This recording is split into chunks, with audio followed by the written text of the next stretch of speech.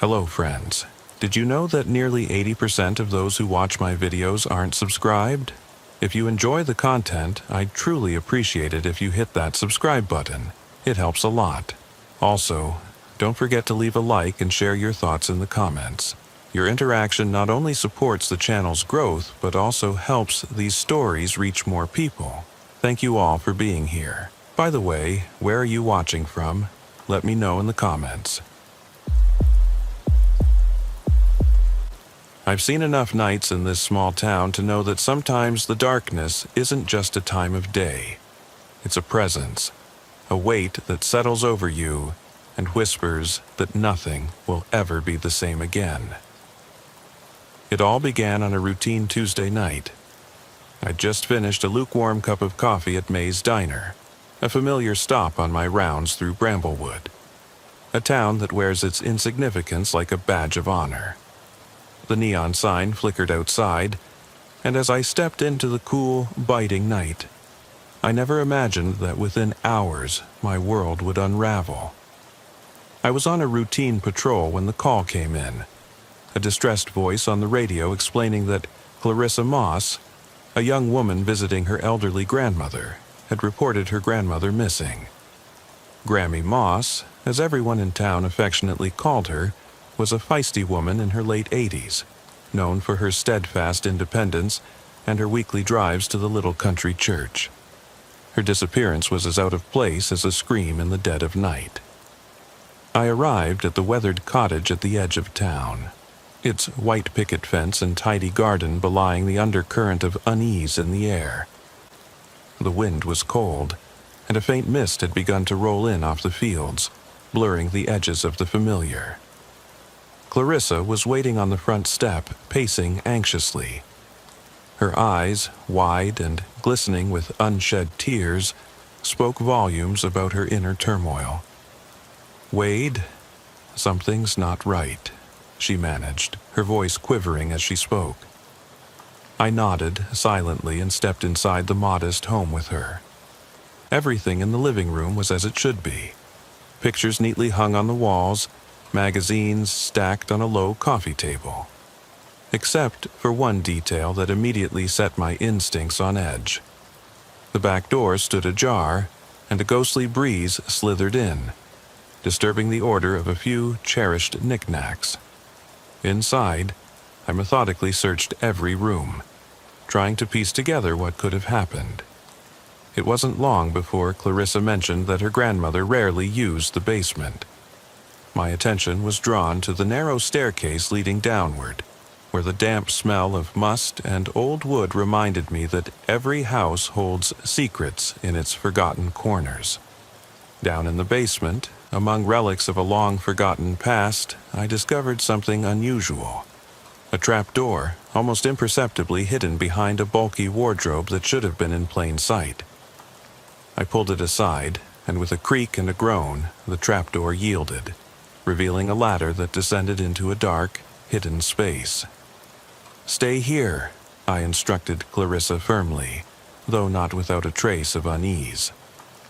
I descended, my flashlight slicing through the oppressive darkness, revealing a small, secret room. The walls were covered with yellowed newspapers and scribbled symbols, as if the space had served as a repository for secrets too terrible for daylight. At the center, an old scarred table held a tattered journal. The entries inside belonged to Grammy Moss, and what I read made my blood freeze. Accounts of strange visitors, cryptic rituals, and ominous warnings that hinted at a darkness creeping slowly into the edges of our safe little town. A sudden noise made me spin around, my heart pounding like a drum. Clarissa's pale face appeared at the door, her eyes reflecting terror as she muttered, "Wade, what is this place?" Her voice was a whisper, lost in the hum of the old house's creaks and groans. I didn't have an answer, only an overwhelming instinct that we were stumbling into something far larger than a simple missing person case. I guided her back up the narrow steps, the oppressive chill of that hidden room clinging to us like a curse. Once back in the living room, I radioed Officer Randall, my seasoned partner who had seen enough nights like these to know when something was terribly amiss. He arrived with his usual gruff efficiency, his eyes narrowing as he absorbed the disturbing scene. "Wade, this isn't just a simple disappearance. There's something deeply wrong here," he muttered, his tone heavy with the weight of hidden experiences. Despite our shared skepticism, there was an undeniable urgency that pushed us to search further. Clarissa, barely holding back a quiver, insisted we check outside, particularly the woods behind the cottage, a place Grammy Moss often enjoyed for solitary walks. The night air in the woods was eerily still, the only sounds the crunch of dead leaves under our feet and the distant call of an owl. Our flashlights danced over twisted tree branches and tangled undergrowth as we called out her name, our voices swallowed by the vast silence. Then, in a clearing that seemed untouched by time, we stumbled upon something that chilled us to the core, a makeshift altar. Candles, still burning despite the chill of the night, flickered in a ghostly dance around an arrangement that looked disturbingly like dried blood. The sight of it broke the fragile calm in all of us. Clarissa's voice barely rose above a whisper, and Randall's muttered, "This ain't right, Wade," as his eyes darted nervously between the grim tableau and the dark woods beyond. Suddenly, a rustling sound broke the stillness. We turned as one, our flashlights converging on a gaunt figure emerging from the shadows. He was tall, almost spectral, with eyes that seemed to pierce straight through us. I shouted, "Who are you?" as I instinctively reached for my service weapon. The figure didn't speak. He merely smiled, an unsettling, deliberate twist of his lips, and then, like a ghost dissolving into mist, he vanished between the trees. In that instant, the boundary between routine duty and unspeakable horror had all but disintegrated. Clarissa's plea to give chase echoed in my mind, but a sense of foreboding overpowered any instinct to pursue. "We need to call for backup," I insisted, my voice resolute even as my heart pounded with dread. In the oppressive silence of the woods, every step back to the house felt like a descent into deeper darkness. When we reached the cottage, the sense of impending doom was almost tangible. We barricaded the doors as the hours dragged by, each minute a testament to the suffocating tension that gripped us. Inside, the once comforting familiarity of the home had warped into a labyrinth of foreboding shadows. Clarissa sat by a window, her eyes flitting nervously at every movement outside, while Randall paced relentlessly, his muttered curses punctuating the silence. The night wore on, and as we huddled together in that isolated room, the notion of safety receded like a half-remembered dream.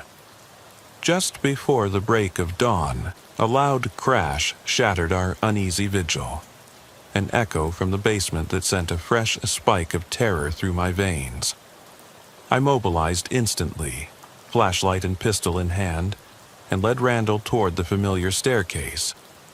The basement, once a recess of forgotten memories, had transformed into a scene of chaos. The trapdoor yawned open, wider than before, as if inviting us back into its depths. On the table lay the journal again, its pages fluttering in the draft like restless spirits.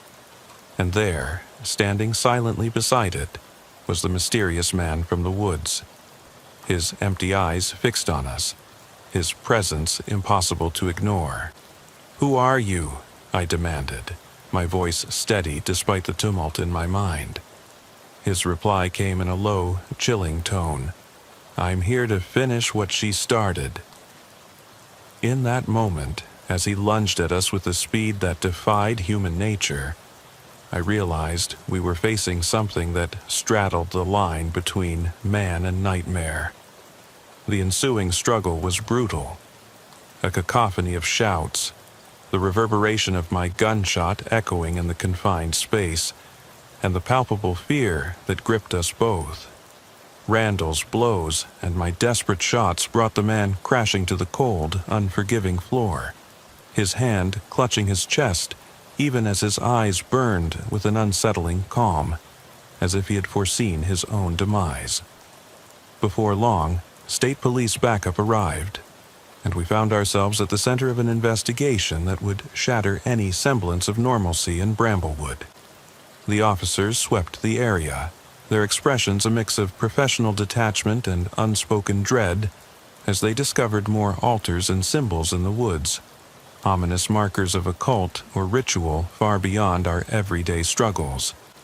Grammy Moss was never found, and the captured man offered nothing more than silence when questioned about his identity or motive. In the wake of that night, Clarissa left town, unable to bear the weight of the terror that had seeped into every corner of her soul. Randall, visibly broken by the night's events, eventually retired, leaving me to patrol the streets alone, a solitary guardian against an ever-encroaching darkness that seemed to have made Bramblewood its permanent haunt. The events of that night haunted me in ways I struggled to articulate. Every car drive, every dimly lit street, and every whisper of wind brought back memories of that dreadful evening.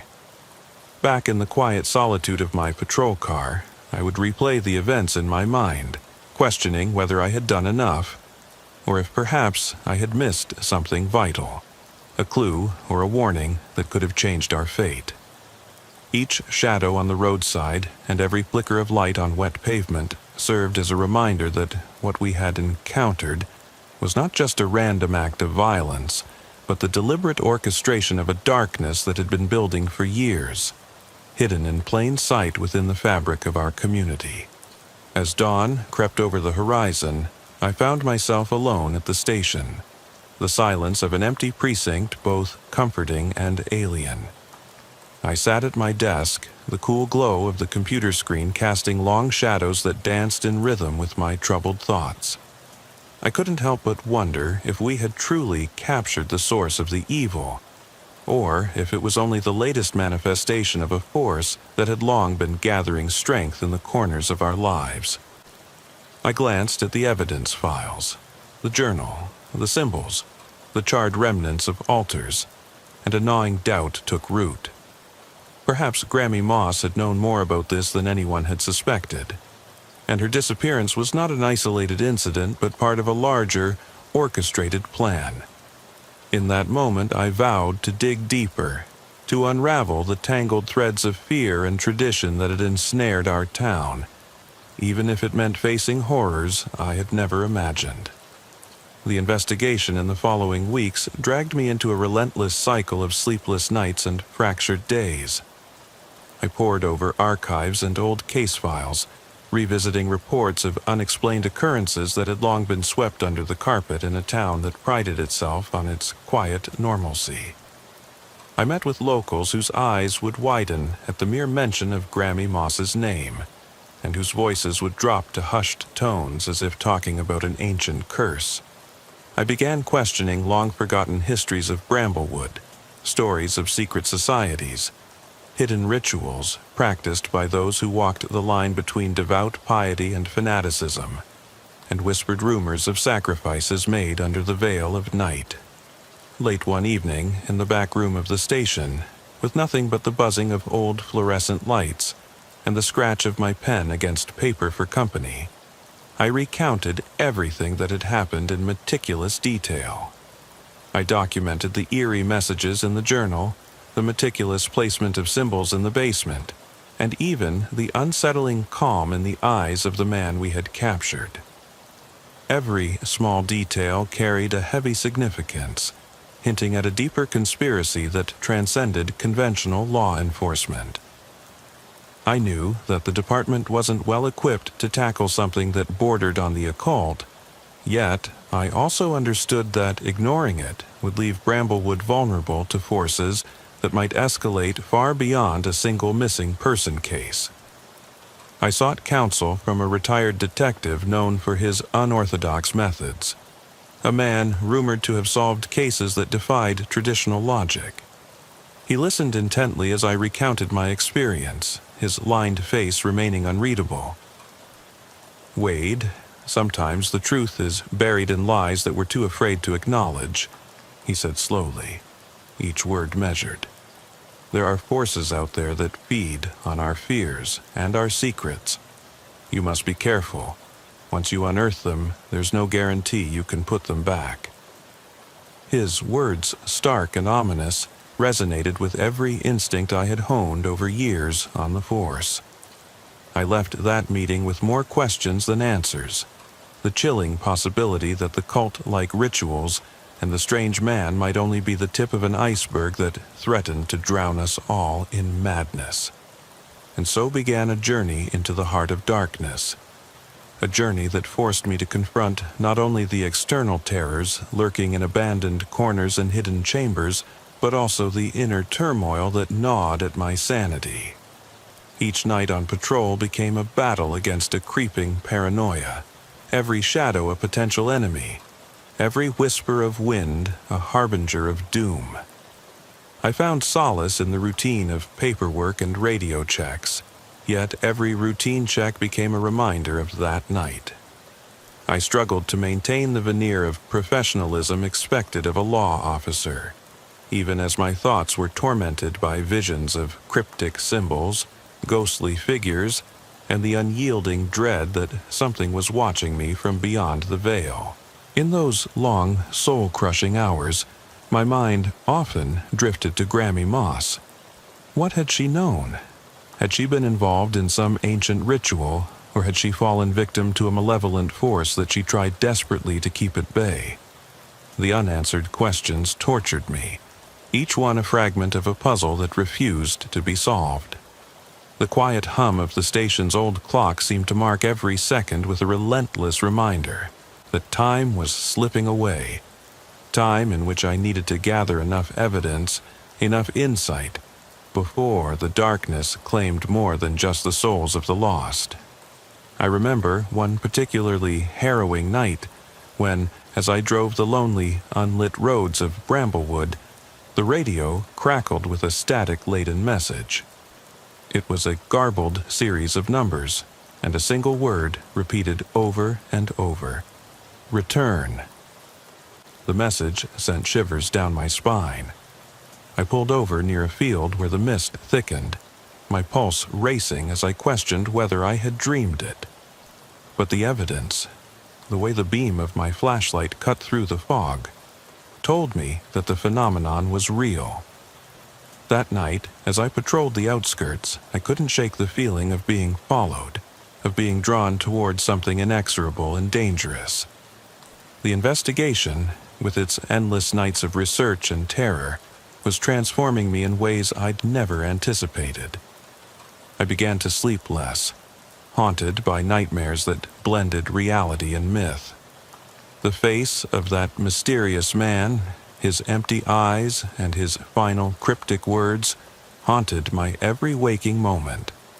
I would awaken in a cold sweat, the remnants of a nightmare still vivid in my mind, and find myself questioning the very nature of reality. But amidst the growing dread and relentless anxiety, one thing became clear. Something dark was taking root in our town, and I was the only one who seemed willing to fight it, even if it meant sacrificing my own peace of mind. Every new day blurred with the last, and as weeks turned into a month, I became increasingly isolated, both by the demands of my job and by the mysterious forces I was beginning to uncover.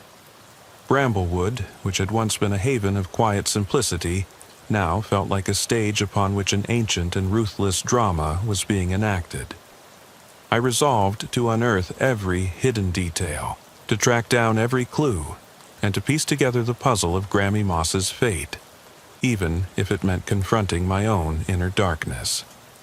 Even as the sun rose one chilly morning, painting the sky in bruised shades of purple and gray, I couldn't shake the feeling that I was standing at the edge of a precipice. The world around me was quiet, deceptively serene, a stark contrast to the chaos and terror that lurked beneath its surface. And as I prepared for another day on the job, I wondered silently, Was this the calm before a storm that would shatter our lives forever? Or was it a deceptive veil masking the horrors that were just waiting to be unleashed? Even as autumn began to settle over Bramblewood, the heavy weight of the events that had unfolded refused to let go. The chill in the air was no longer just the season's gift. It carried with it an icy reminder of that cursed night. I returned to the station one particularly bleak evening. Documents spread out before me, evidence collected from that fateful night, and my mind buzzing with theories and questions that clung to every detail. The glowing screen of my desk lamp highlighted the faded ink in the journal, the cryptic symbols that no one had yet managed to decipher. It wasn't just a diary, it was a window into a hidden world, one where ancient rituals and modern fears intertwined in an almost unholy alliance. In the days that followed, I initiated a deeper investigation into the origins of the journal and its strange entries. I met with local historians, church elders, and even someone who claimed to be a former member of a secret society that once operated in the region. Each conversation introduced layers of complexity to the mystery. There were stories of an old settlement, a colony of immigrants who had arrived with dreams of a new life, only to be ensnared by dark forces in the wilderness surrounding Bramblewood. They spoke in hushed tones about a pact made long ago, a bargain struck with something beyond mortal comprehension. The more I listened, the more I realized how deeply these ancient grudges and rituals were woven into the fabric of our community. I also began conducting night patrols with renewed vigilance, determined to catch any sign of the unknown.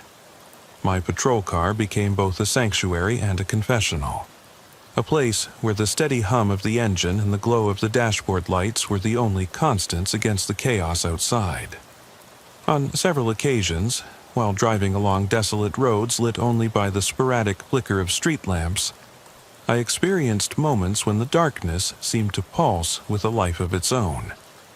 I'd catch fleeting images of figures in the corner of my eye, shapes that vanished as soon as I focused on them.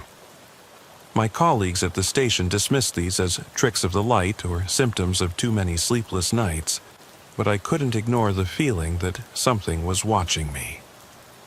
One night, after completing my rounds, I decided to return to the area around the cottage, drawn by an urge I couldn't explain. The dense woods, thick with fog and silent as a tomb, beckoned me. I parked on the outskirts and stepped into the cool, damp air. The familiar crunch of leaves underfoot was joined by an oppressive silence that made each step feel like a venture into the unknown. My flashlight beam wavered, as if uncertain of its own power against the encroaching gloom. As I made my way toward the clearing where we had found the makeshift altar, my heart pounded louder than ever. There, amid the tangled underbrush, I saw remnants of a recent fire, a circle of ashes that had almost the same dimensions as the altar we had uncovered that night. Had someone returned? Was the cult active still, carrying out its rituals in secret? I crouched down, careful not to disturb the brittle remains, and noticed charred symbols etched into a stone slab buried under the ash. Each mark was deliberate, a signature from a bygone ritual. I photographed the area with my phone, trying to capture every detail. My hands trembled, not only from the chill, but also from a deep-seated dread that whispered, "You're not alone." I forced myself to stand, determined to follow the faint trail that wound deeper into the forest. Every step was measured, every shadow a potential harbinger of danger. The night deepened, and with it, the sense of being pursued grew almost unbearable. I heard distant murmurs carried by the wind, voices that could have been the rustling of the trees or something far more sinister. Back at the station that night, my hands still clutched the evidence, and my mind replayed every detail of that encounter.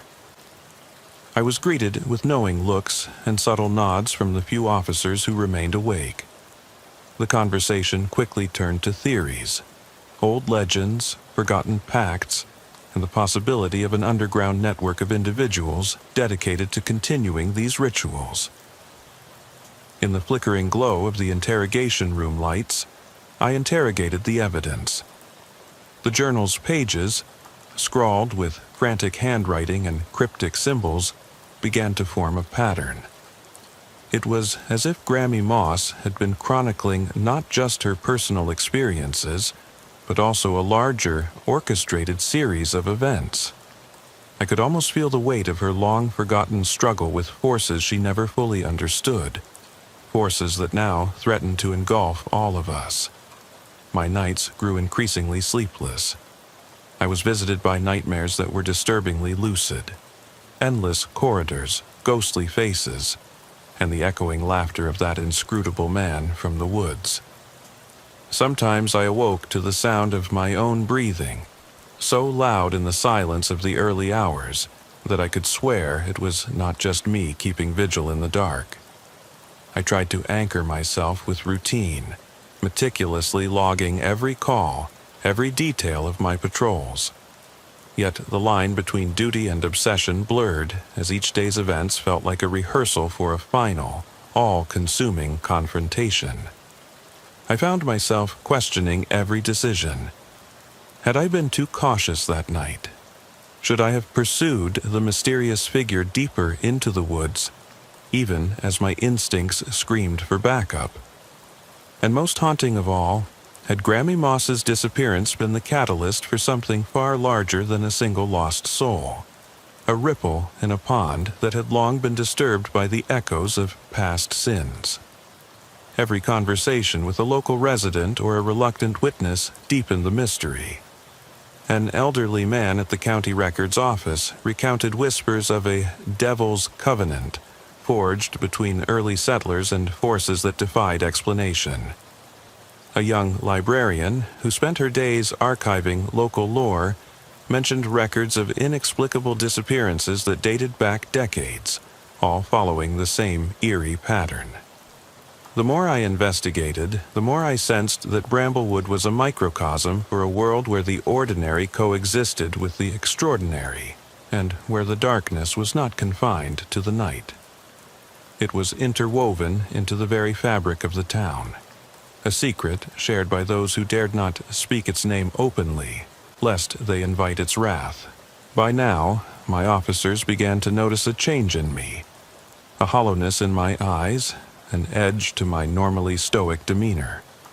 The very act of wearing the badge, which once filled me with quiet pride, had become a heavy shackle that bound me to an ever-deepening darkness. I would catch my reflection in a dark window and see not the seasoned cop I had long prided myself on being, but a haunted man whose soul was slowly being eroded by the relentless march of that malignant force. And in the silence of those long nights, when even the hum of the station's old heater couldn't dispel the pervasive chill, I would sit alone, replaying every moment, every decision, until all certainty was stripped away by the overwhelming tide of doubt and despair. The days grew shorter, and as winter began its slow encroachment, the case consumed not only my professional life, but also every fragment of my personal existence. I couldn't eat, couldn't sleep, and even the smallest sound sent my heart racing with the anticipation of impending horror. In the bleak corridors of the station and on the rain-slicked streets of Bramblewood, every face was a mirror of my own exhaustion and dread. A community silently complicit in a nightmare that seemed to have no end. One evening, as I sat in my darkened office surrounded by old case files and faded photographs of happier times, a letter arrived. It was anonymous, the envelope weathered and stained, and inside was a single piece of typed paper that simply read, "Return before the shadow claims all." The words were a taunt, a challenge, and a warning all at once. I stared at them for what felt like hours, the paper crinkling under my trembling fingers until a realization sank in deep within. I was no longer just an officer battling external evils. I was now a target, marked by forces that defied all logic and reason. In the subsequent weeks, the investigation took on a frenetic pace as the threads of the mystery began to intertwine with the everyday rhythms of Bramblewood. The state police had cordoned off several areas around the cottage and the adjacent woods.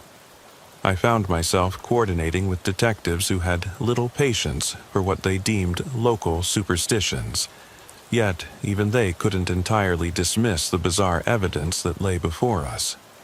Meetings were held in stark, fluorescent-lit briefing rooms where maps of the region were strewn with red pins and cryptic notes that connected disparate incidents across decades. Each marker was a piece of a puzzle that seemed to leap from the mundane into the realm of the inexplicable. During one such meeting, I presented the photographs of the burned altar, the etched symbols on the stone, and the scanned pages of that cursed journal. The room was tense, the air thick with skepticism and dread. Detective Marlowe, a seasoned investigator with years of experience in cases that defied conventional explanation, leaned forward, his eyes narrowing as he examined the images. "Officer Erickson," he said gravely, "it appears that these symbols are not random vandalism. They're part of a ritualistic pattern that hints at a belief system, one that might have roots in centuries-old practices." His tone carried a weight of grudging acceptance. Even he couldn't deny that what we were dealing with had an aura of authenticity that transcended mere urban myth. I recalled the words of the retired detective, his stark warning that once these forces were awakened, they could not be confined. Every piece of evidence, every whispered conversation, underscored a singular truth. Grammy Moss's disappearance was only the visible tip of a much larger, unfathomable enigma. With each new revelation, the pressure built. I spent nights poring over archived documents in the county records room, my eyes scanning brittle pages filled with esoteric writings and archaic symbols. The library, a repository of Bramblewood's collective memory, became both my refuge and my torment. I encountered texts that described rituals of purification and damnation, of pacts made with unseen entities in exchange for protection and prosperity, tales that seemed too fantastical to be real. Yet there they were, chronicled by sober, trembling hands. As the investigation deepened, the dynamic within our small police force began to crack under the strain. Randall, who had once been a beacon of stability and stoic determination, started to withdraw, haunted by memories that he refused to share, but which were written in the tremble of his voice and the distant look in his eyes.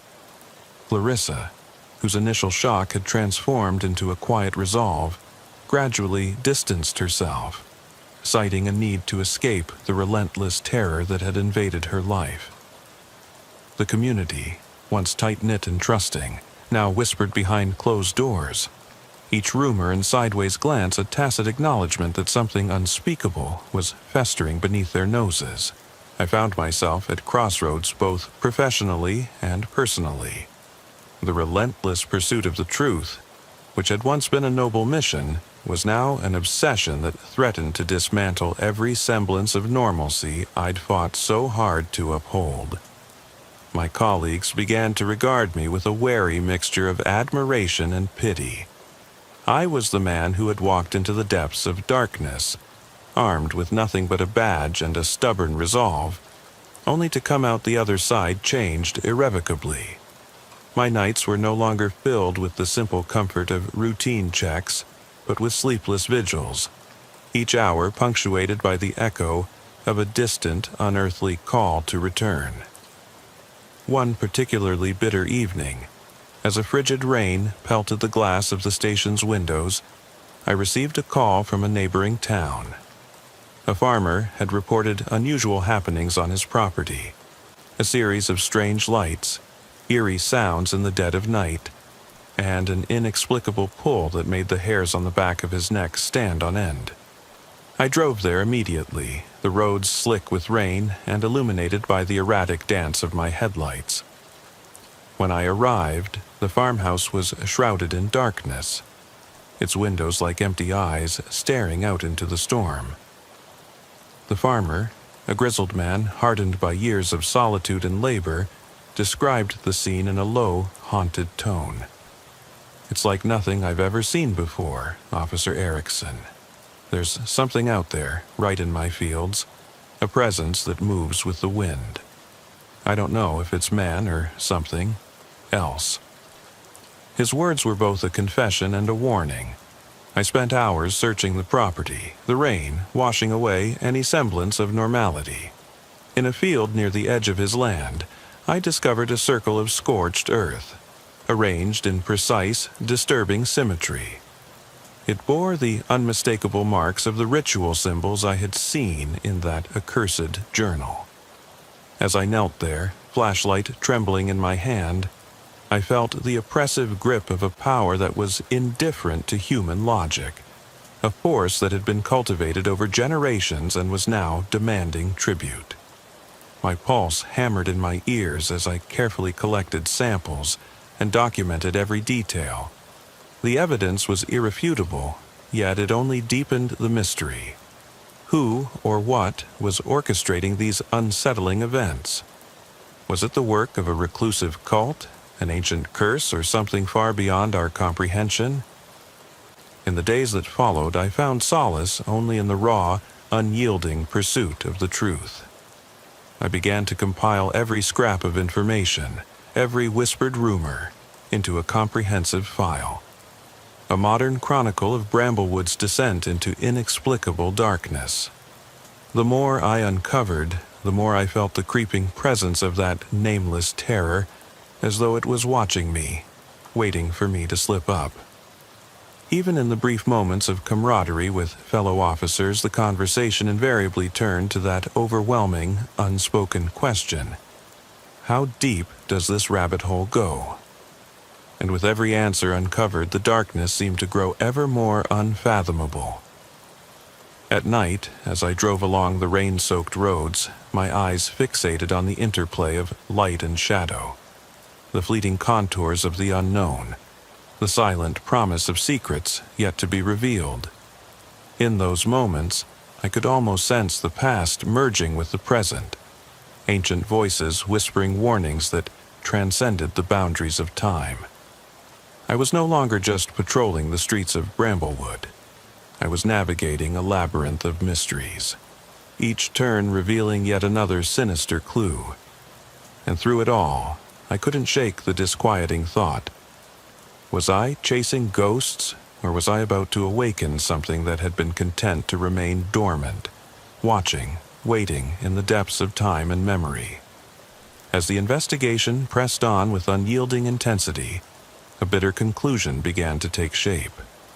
A conclusion that would force me to confront the horrifying realization that some mysteries were best left unsolved.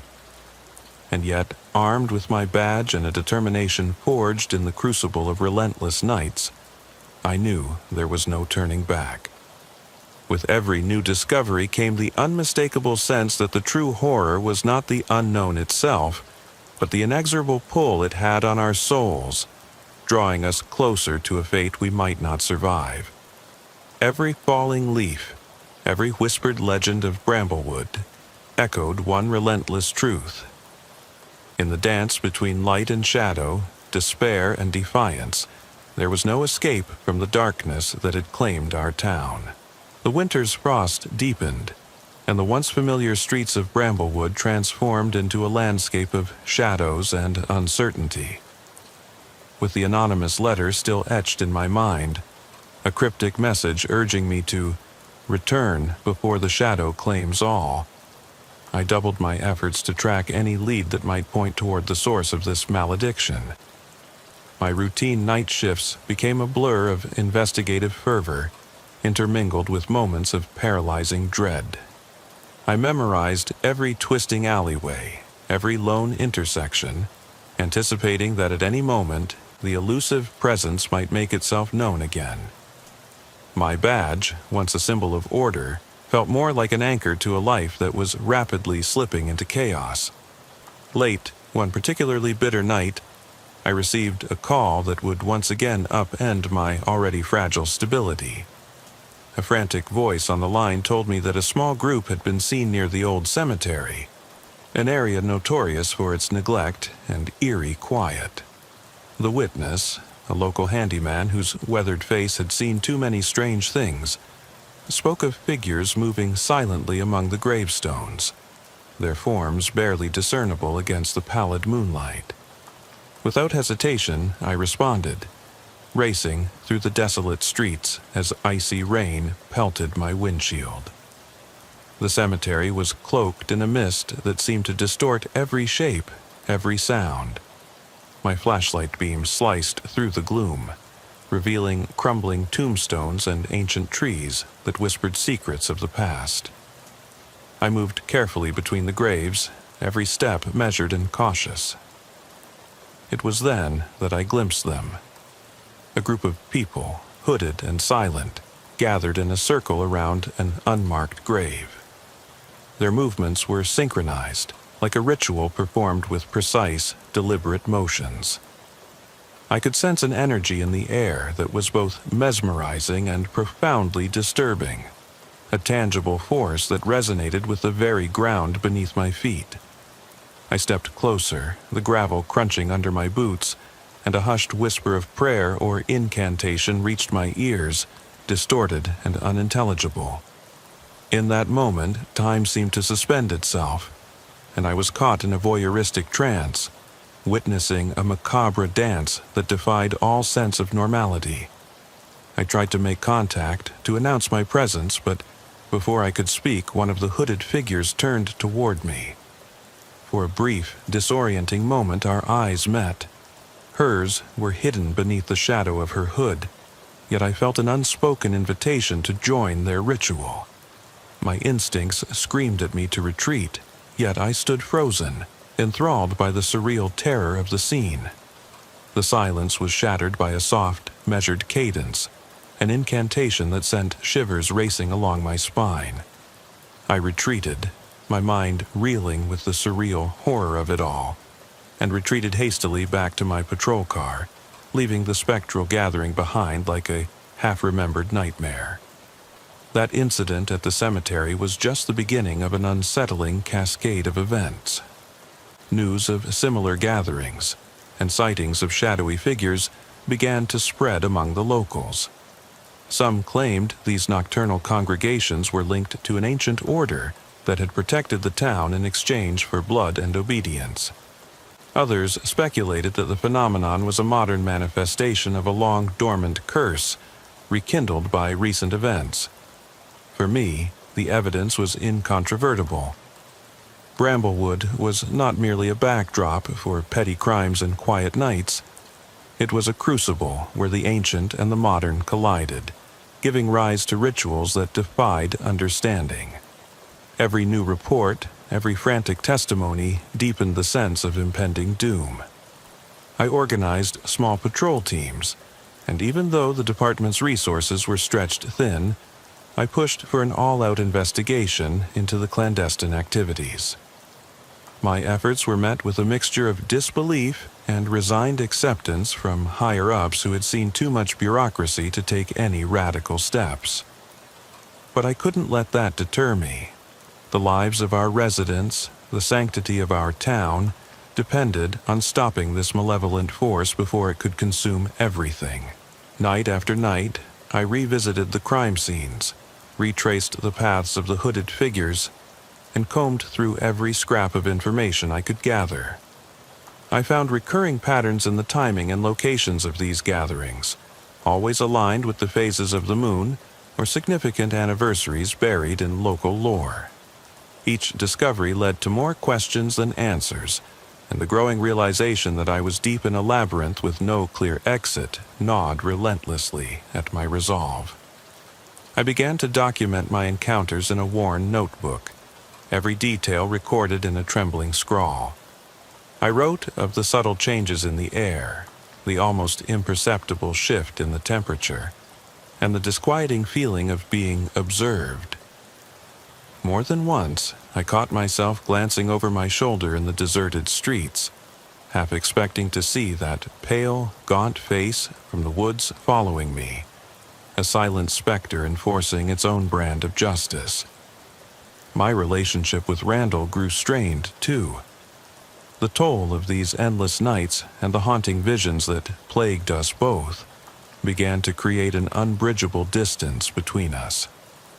Once, as we sat in the quiet of the locker room after another grueling night, he confided in me in a voice heavy with regret. "Wade, sometimes I wonder if we're fighting ghosts. Every time I close my eyes, I see faces.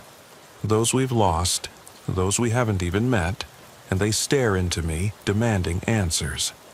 His words struck a chord deep within me. I, too, felt the heavy burden of doubt and despair. I realized that each of us was gradually becoming a vessel for the town's collective trauma, our souls bending under the weight of secrets that were never meant to be known. There were nights when I would sit in my patrol car, the engine idling beneath a sky crisscrossed with tangled branches and uncertain stars, and feel the crushing solitude of my mission.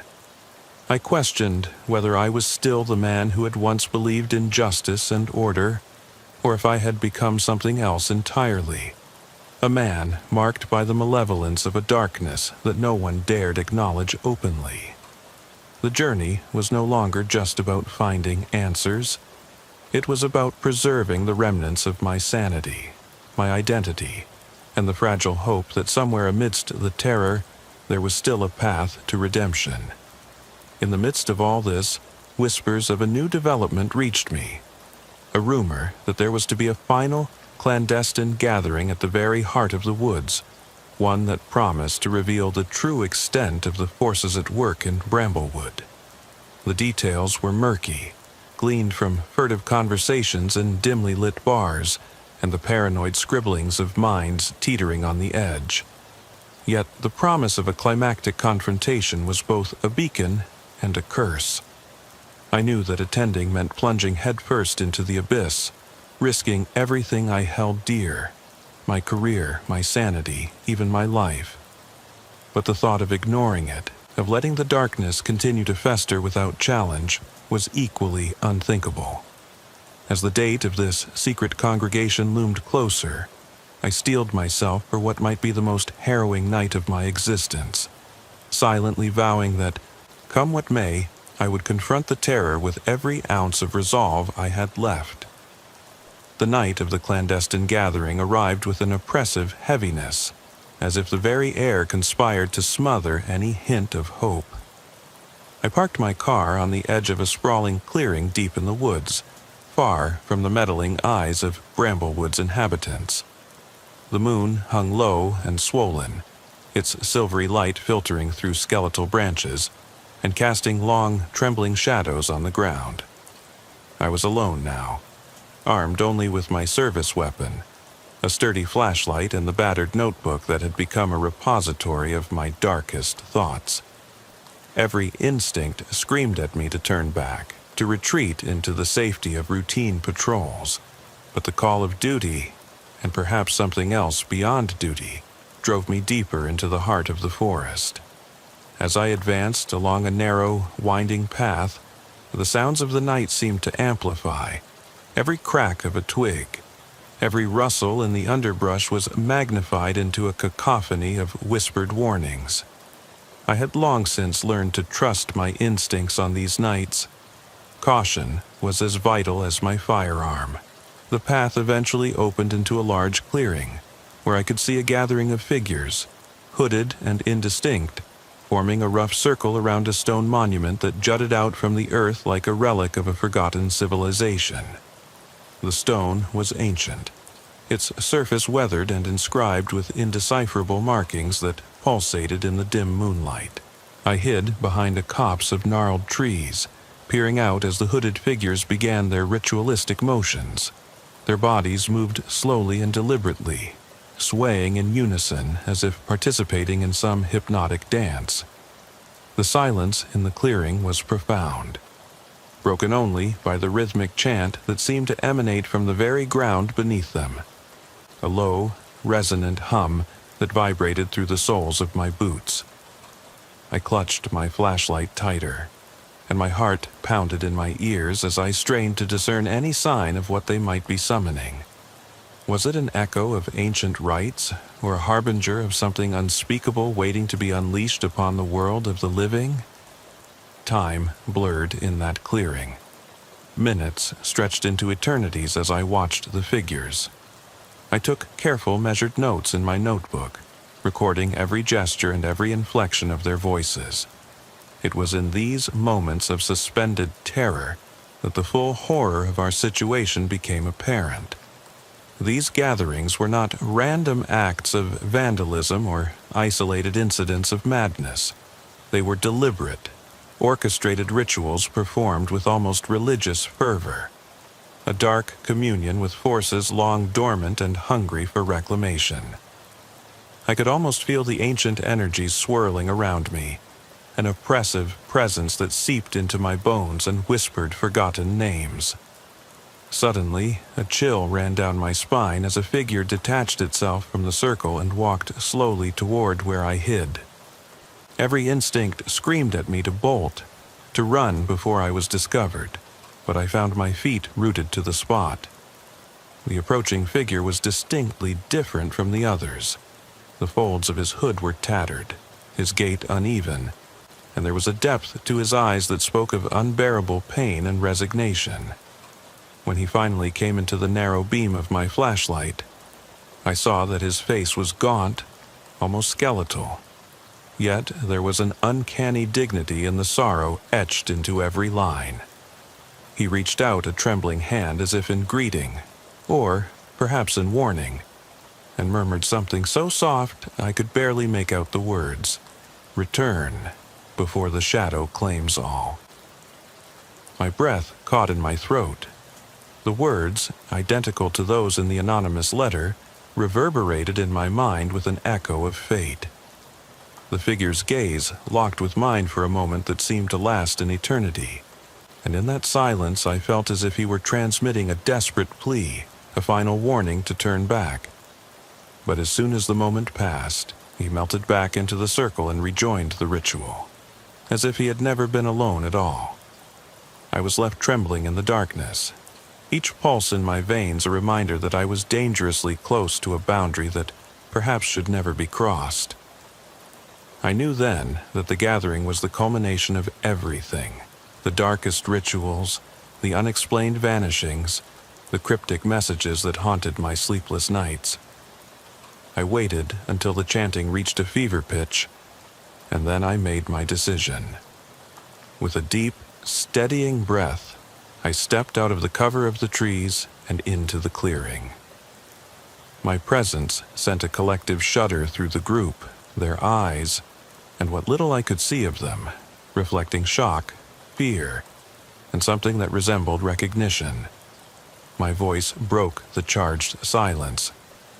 "I'm Officer Erickson. I need to know what's happening here," I demanded, trying to keep the tremor out of my words, even as the weight of my badge seemed to press down on me. For a moment, the chanting ceased. The leader of the assembly, a figure whose eyes gleamed with a desperate sorrow, stepped forward. "You should not have come, officer," he said softly, his tone carrying the timbre of ancient regret. "There are forces here beyond your understanding. A covenant forged long ago that demands its due. A debt that cannot be repaid in mortal terms." His words, delivered with the calm that belied the chaos of the moment, sent another surge of dread through my heart. I tried to push past my instinctive fear, driven by the need to protect my town and uncover the truth. "I need answers," I insisted. "My community is suffering. People are disappearing. What is the purpose of these rituals?"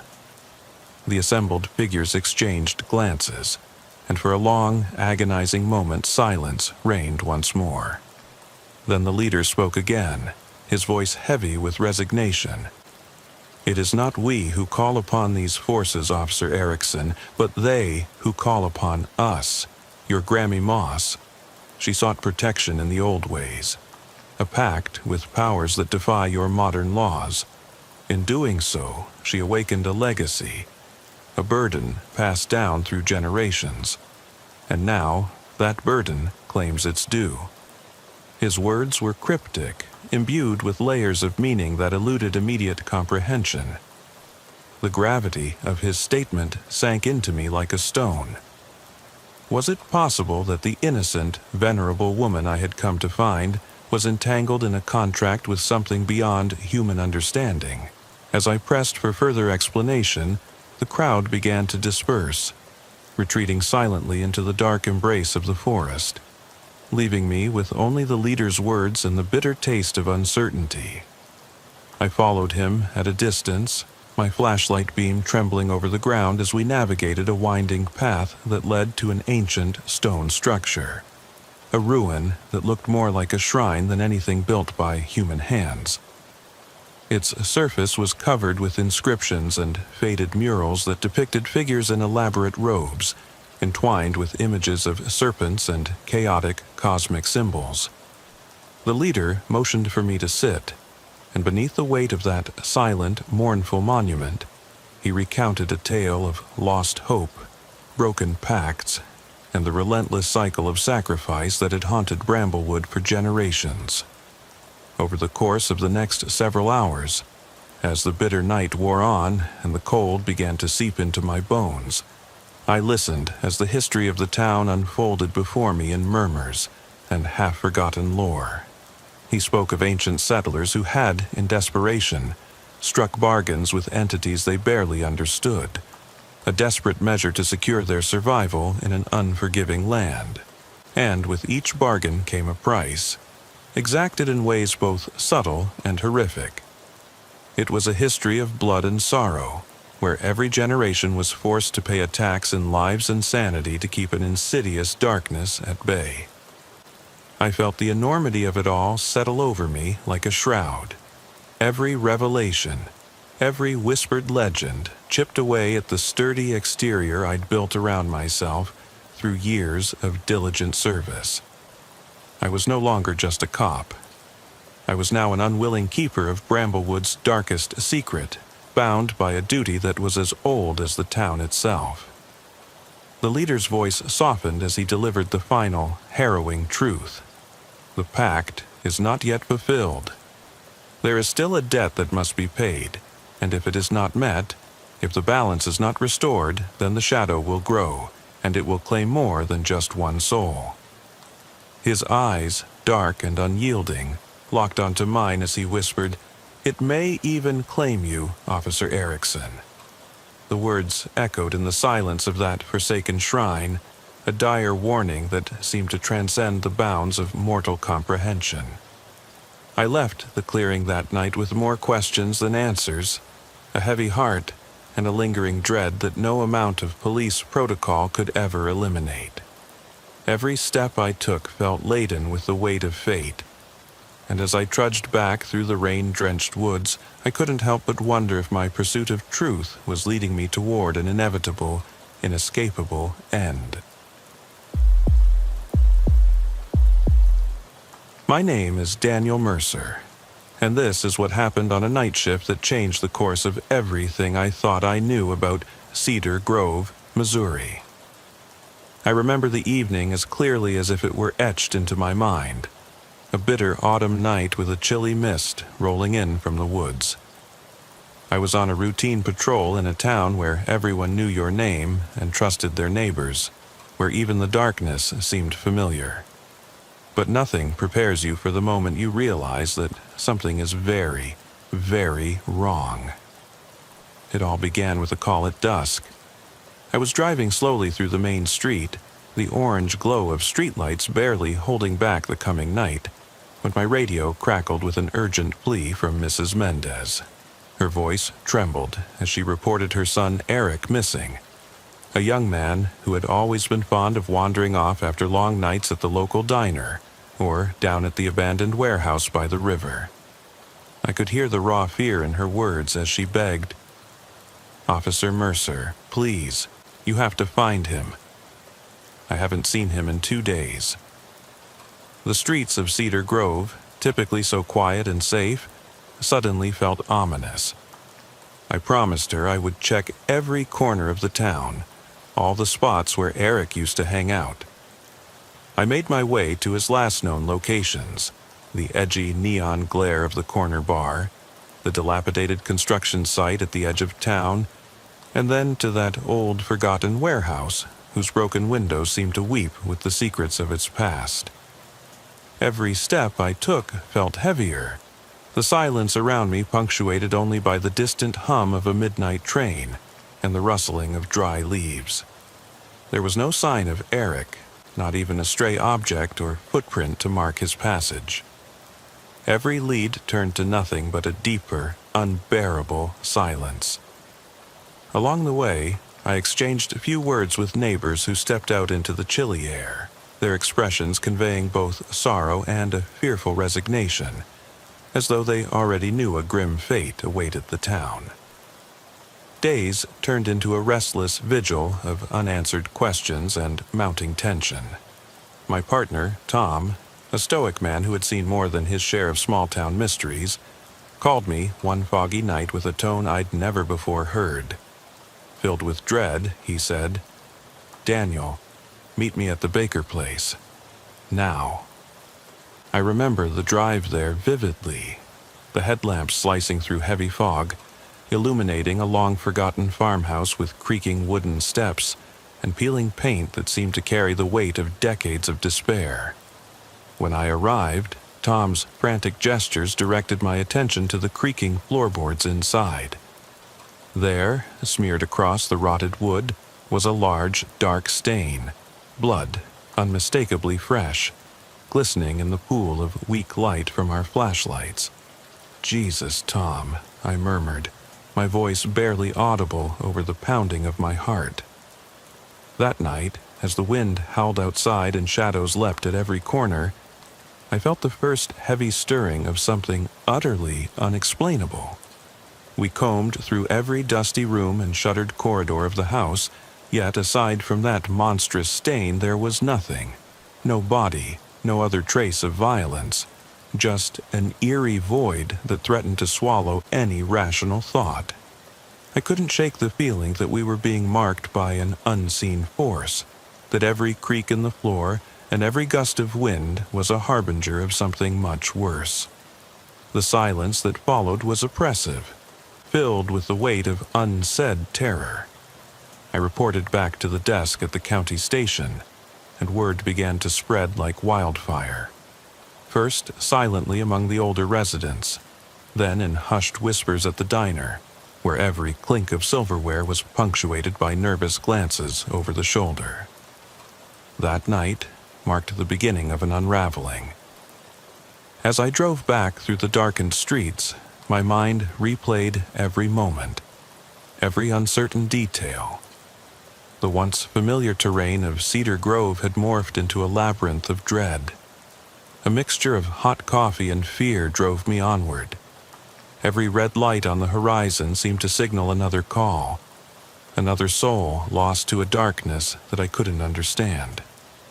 I kept replaying Mrs. Mendez's desperate request in my head, and even as I navigated the quiet roads, a gnawing anxiety whispered that nothing would ever be the same again. There was a subtle shift, an undercurrent of menace in the silence of our town. A secret that lurked behind the smiles and open doors. A secret that I would soon be forced to confront head-on. Later that week, when the missing persons reports began to multiply, from Layla, the ever-cheerful waitress at the diner, to Mr. Holden, the solitary old man who rarely left his creaking house at the end of the block, the normalcy of Cedar Grove shattered completely. Every day seemed to bring another piece of a terrifying puzzle, one that I could see was far bigger than a few isolated disappearances. The town, once wrapped in a comforting blanket of familiarity, was now draped in an unsettling chill of distrust and despair. I started noticing things, strange figures at the edge of my vision during my nightly patrol, a set of footsteps in the soft mud that did not belong to any known resident, and a feeling that I was being followed, even in the bright light of day. And yet, as a police officer bound by duty and the unspoken code of my small-town colleagues, I pressed on, determined to maintain order, even as chaos seeped into the very foundations of our community. Every moment of that first chapter, every frantic phone call, every echoing footstep in empty streets, every conversation filled with suppressed fear, cemented in my mind a truth that I could no longer ignore. Something in Cedar Grove was out of place. And while the investigation was only beginning, I already felt the weight of every soul in that town, their silent pleas for reassurance echoing in my ears as I drove into a night that promised nothing but the unknown. The next sequence of events took us deeper into that encroaching darkness. I found myself reviewing countless case files under the harsh fluorescent light at the station, trying to piece together any connection between the missing individuals, a task that grew increasingly frustrating and surreal with each passing hour. Every record carried an undercurrent of despair. Names that once thrived in the warmth of family and community now reduced to cold, unplaced entries in a ledger of sorrow. I spent long nights poring over witness statements. The voices of those left behind were riddled with fragmented recollections, each as haunted and unreliable as the next. One evening, as the wind rattled the old windows of the precinct, I sat alone in my car after a particularly grueling day. The radio played low-key country tunes, but all I could hear were echoes of that first bloodstain and the weight of every unanswered question. My thoughts drifted to Eric's distraught mother, Mrs. Mendez, whose weeping eyes seemed to embody every unspoken fear of our community. And then there was Tom's face, the pale, drawn expression as he recounted the night at the Baker place.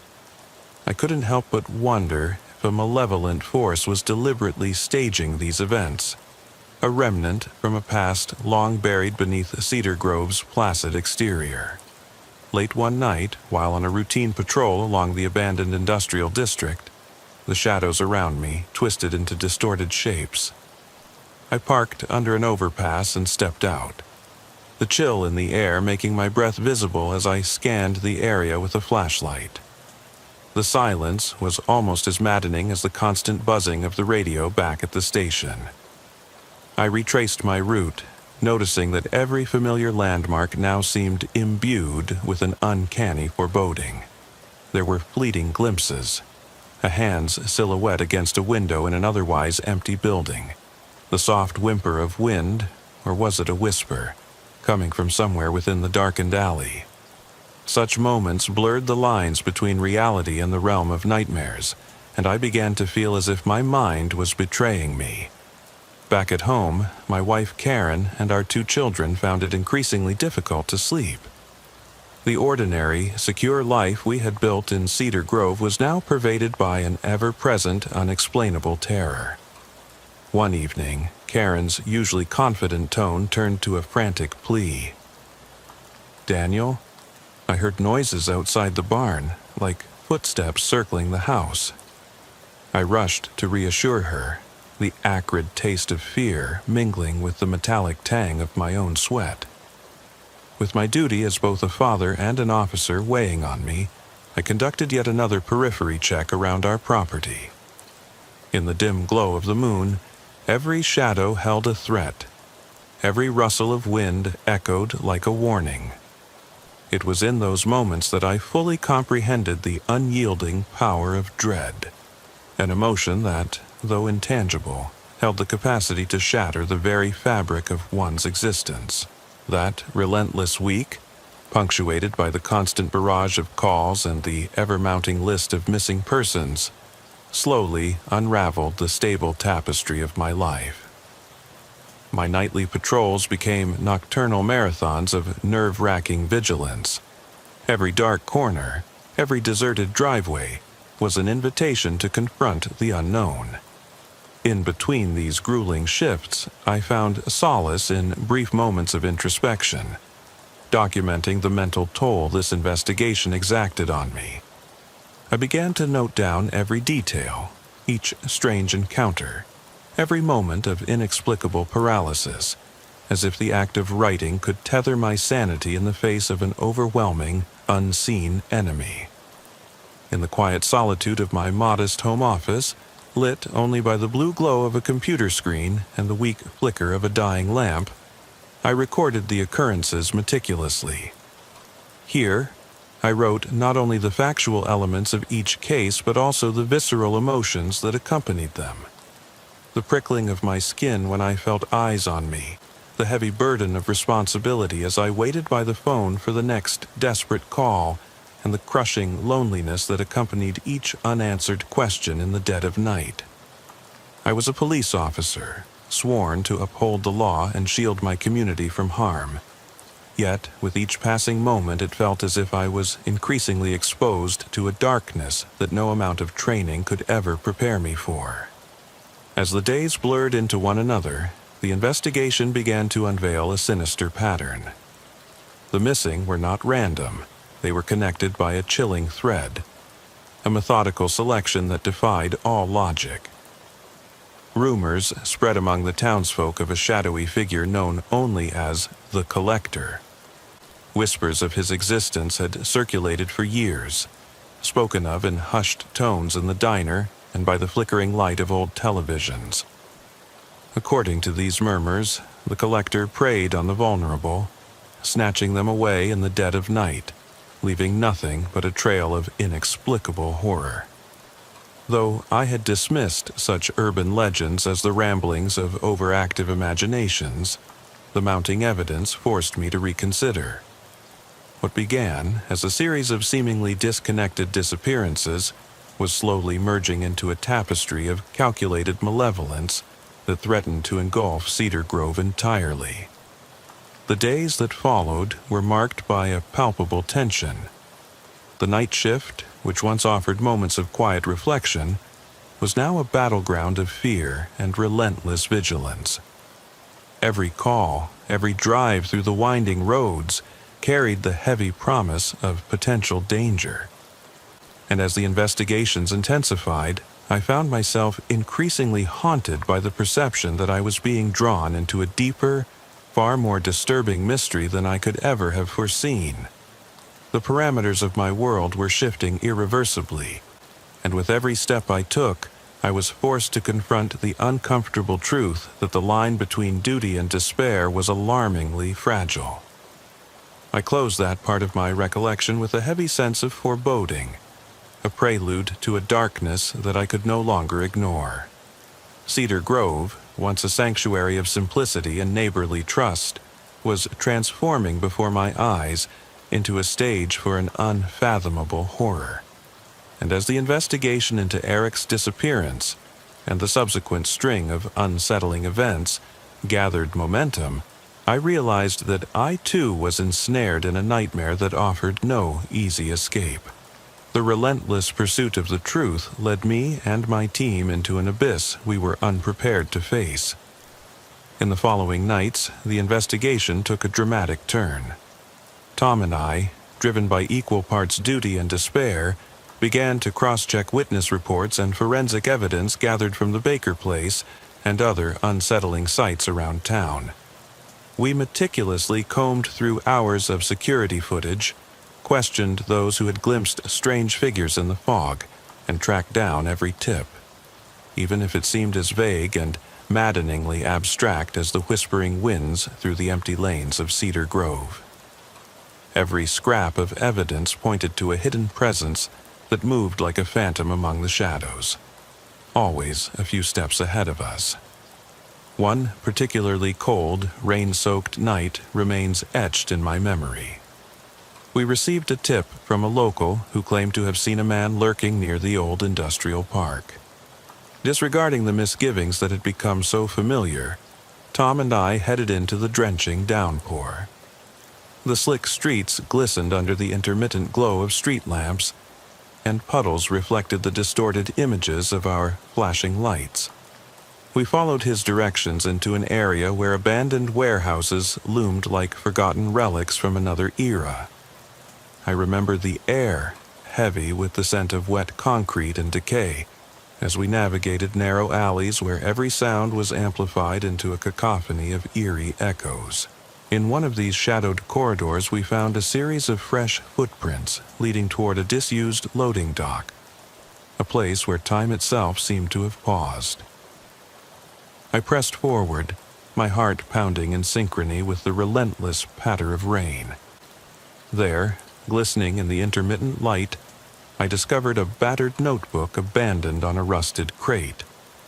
Its pages, soaked yet resilient, contained frantic scribbles, diagrams of strange symbols, and fragmented passages that hinted at ritualistic behavior.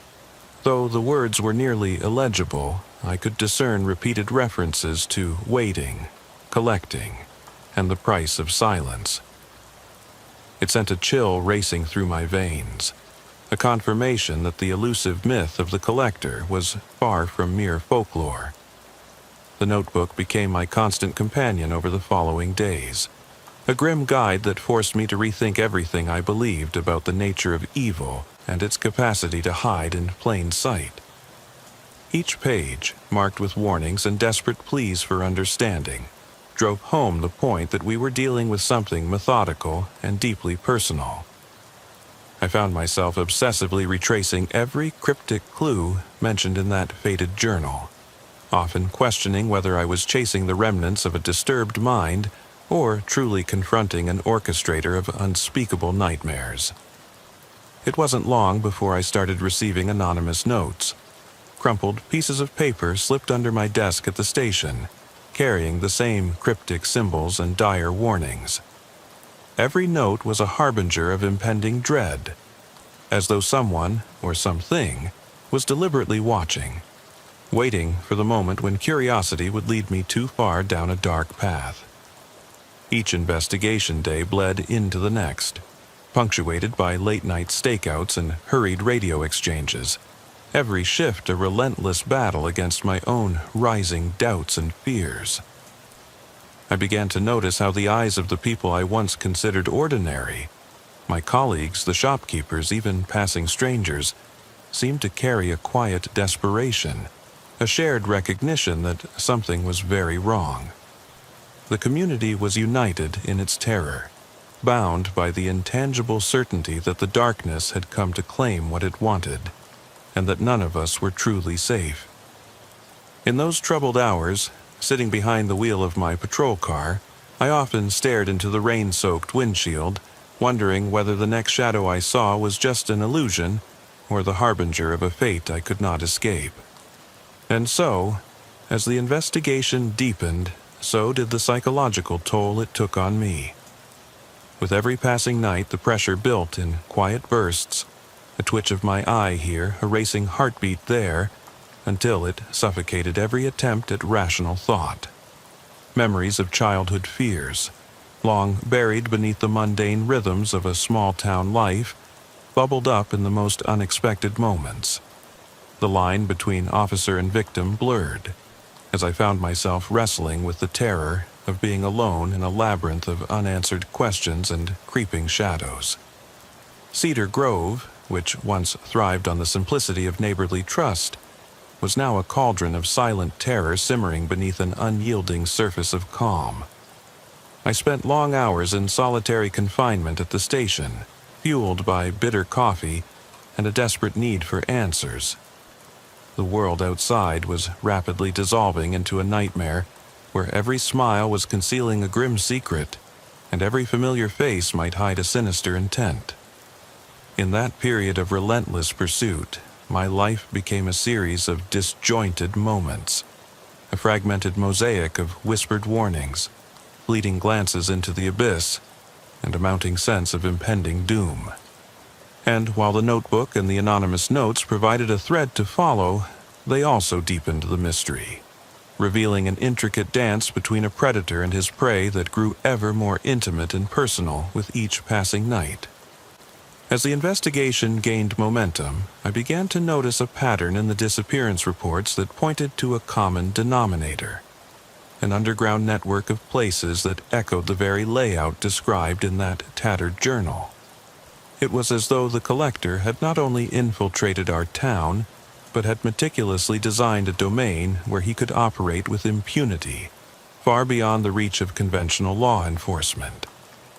My every instinct warned me that I was on the brink of uncovering something so monumental, so deeply entrenched in the fabric of Cedar Grove's history, that it might shatter everything I once held true. And so, with trepidation mixed with determination, I pressed on, each case file and each whispered story serving as a grim reminder of the price that comes with peering too closely into the void. I clung to the hope that by following these clues, I might finally bring some semblance of justice, and perhaps even a measure of solace, to those who had already suffered so much. But deep down, I sensed that the truth was far more harrowing than any of us could have foreseen. A truth that threatened not only the innocent, but my very soul, as each revelation unraveled the dark underbelly of the town I had sworn to protect. By the time I arrived at the old quarry, a desolate place on the edge of town shrouded in overgrown brush and long-forgotten memories, I realized that nothing would ever be the same again. The layers of deception, the carefully choreographed abductions, and the insidious presence of a being who thrived on our fear had led me to this threshold of unimaginable horror. The quarry's entrance yawned before me like a gaping wound in the earth, its dark passage promising answers wrapped in an enigma of pain and uncertainty. And as I prepared to take that final step, the relentless, echoing clamor of my heartbeat was the only witness to the terror that lay ahead. In those final moments of that chapter, standing at the precipice of a truth so devastating it defied comprehension, I could only wonder if the darkness that had invaded our town was merely a symptom of something far older, a malignant force that had patiently waited to claim us all. With each step forward into that abyss, I left behind a world that had once felt so secure, and embraced a truth that was as inevitable as it was terrifying. The investigation then took a dramatic turn as the unanswered questions started to converge with the forgotten corners of Cedar Grove's past. With the anonymous notes growing ever more frequent, and the cryptic warnings now unmistakable in their intent, I was compelled to revisit the fringes of the town that had long been shunned by polite society. In the long-abandoned industrial district on the outskirts of town, where the remnants of old factories and decaying warehouses told silent stories of prosperity turned to ruin, I began a systematic search that felt both like a journey into history and a plunge into my own psyche. Every darkened building, every labyrinthine alleyway became a potential hiding place for secrets too grotesque to be imagined. I recall one night in particular when, armed with nothing more than my flashlight and the steady resolve of a man who had seen too much to be easily intimidated, I stepped into an old textile mill. The decrepit structure reeked of rust and old machinery, its vast echoing halls empty except for the sound of dripping water and the soft scuttle of unseen creatures.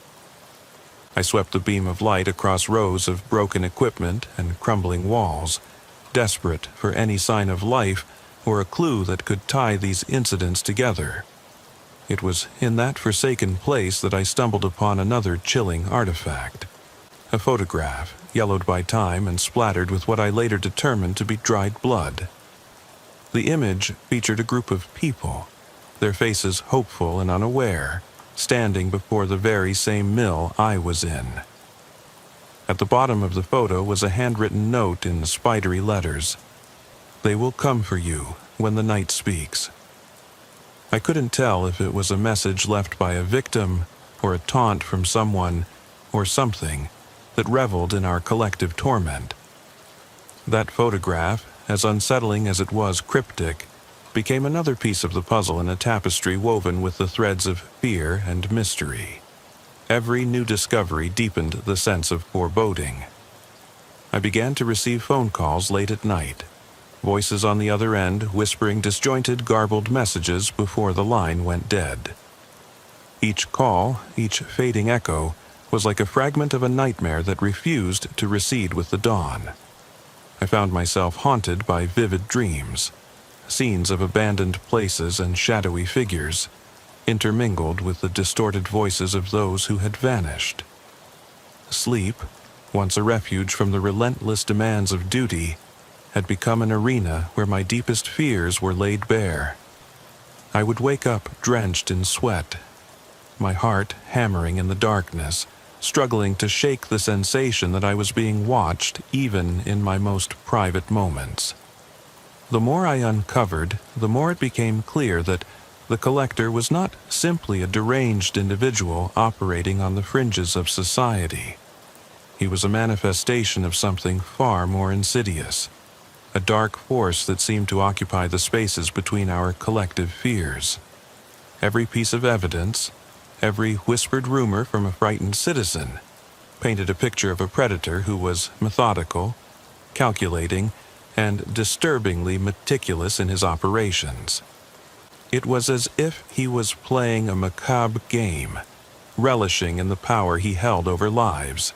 Each abduction, each disappearance, a move in a puzzle that only he knew how to solve. In that overwhelming atmosphere of dread, I began to question not only the nature of evil itself, but the limits of my own sanity. How far could one man go in pursuit of the truth before the darkness he sought to expose began to seep into his soul? With each sleepless night and every long, solitary hour at the precinct, the boundaries between what was real and what was imagined started to blur. I found solace only in the unwavering support of my partner Tom, and the fleeting moments of tenderness from Karen and our children, though even those moments were steeped in a pervasive melancholy, a silent acknowledgement that our lives, once ordinary and secure, had been irrevocably altered. I carried those questions with me as I retraced my steps through the maze of clues, determined to reach the heart of this nightmare no matter the cost. Every discovery drove me further into uncharted territory, a place where reality bent under the weight of terror and logic was consumed by the inexorable pull of the unknown. Cedar Grove, the town that had once sheltered us in its comforting embrace, was now a chessboard upon which a sinister adversary orchestrated moves with cold precision. And as I trudged on, deeper into a darkness that refused to relent, I couldn't help but wonder if I was merely a pawn in a game that had been set in motion long before I ever donned my uniform. Standing on the precipice of that chilling new understanding, I realized that the investigation had transformed me in ways I could scarcely have imagined. I was no longer the untroubled officer who had once taken solace in the quiet routine of small-town life. I had become a relentless seeker of truth, driven by a desperate need to unravel a mystery that threatened not only the very fabric of our community, but also the essence of my own existence. And as the grim revelations accumulated like shards of broken glass around me, one unsettling certainty emerged. If I ever found the answers I sought, it might come at a cost too great for any man to bear. In the silence of that decaying industrial district, the image of that cryptic photograph lingered in my mind like a curse, a warning that no matter how far I ventured into the darkness, there would always be more secrets, more bloodshed, and a terror that refused to be silenced. Finally, when all the scattered clues coalesced into a single, horrifying possibility, I had no choice but to follow the trail to its ultimate destination, a long-forgotten network of underground tunnels rumored to have been used by smugglers a century ago. The entrance was hidden behind an old warehouse on the outskirts of town, its presence betrayed only by a faint, almost imperceptible draft, and the distant hum of something mechanical. Gathering the last vestiges of my courage, I contacted Tom, and together we embarked on what would soon become the most perilous leg of our investigation. The descent into those tunnels was like entering another world, a claustrophobic corridor of stone and darkness, lit solely by the trembling beams of our flashlights. Every step echoed with the sound of impending doom, and the damp, cold air pressed against my skin as if trying to pull me into a vortex of ancient, buried sins. We navigated twisting passages and narrow stairwells that seemed to shift and merge into one endless labyrinth. The walls themselves were inscribed with cryptic symbols and faded markings that hinted at occult rituals and long-forgotten rites. Every new discovery only deepened the chilling certainty that we were standing on the threshold of a horror that was as meticulously planned as it was brutally executed. As we pressed deeper into the subterranean maze, the oppressive silence was shattered only by our labored breathing and the distant drip of water seeping through the stone. I could feel the weight of unseen eyes tracking our every move, and a persistent voice in the back of my mind whispered that we were trespassers in a domain that had long belonged to something other than man. The air grew heavy with the stench of decay and ancient secrets, and the feeling of being trapped tightened around me like a noose. I forced myself onward, driven by an instinctual need to uncover the truth, even as a chilling dread coiled in the pit of my stomach. Tom was unusually silent during this harrowing descent, his normally steady presence diminished by the palpable horror of our surroundings. At times, I thought I saw his eyes glisten with unshed tears, or perhaps it was the glimmer of terror that came from confronting an evil that defied explanation. In the deepest recesses of the tunnel system, we finally arrived at a massive underground chamber.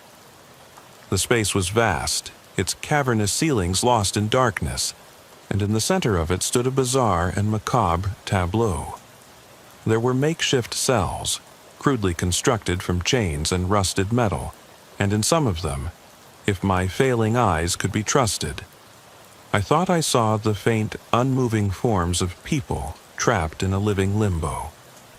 It was here, in that accursed subterranean hall, that I confronted the undeniable truth. The collector was not a solitary madman, but the mastermind behind an organized network of abductions, a dark puppeteer whose influence spread far beyond what any of us had ever suspected. The realization hit me like a sledgehammer. This was a carefully orchestrated operation, one designed to drain the hope and vitality of a community until only despair remained. The faces I saw, blurred by shadows and time, were not merely victims. They were silent witnesses to an unfathomable horror, each one a reminder of lives interrupted by a force that thrived on the terror of the unknown. I approached the center of the chamber with a mingled sense of determination and dread, each step toward that core a journey into the heart of our collective nightmare. The flickering light of my flashlight revealed a crude altar-like structure, draped in stale cloth and strewn with remnants of personal belongings. A scarf here, a child's drawing there, items that testified to the lives stolen away. And then, amid that grim assembly, I saw him. Clad in an immaculate suit that contrasted unsettlingly with the squalor around him, the man known as the Collector stood with an air of eerie detachment. His dark eyes met mine, and in that moment, I felt as though he could see straight into the recesses of my soul. He smiled, a slow, deliberate curl of his lips that held no warmth, only a promise of unfathomable horror yet to come. The ensuing moments were a blur of chaos and despair. Before I could react, Tom shouted a warning, and a frantic struggle ensued.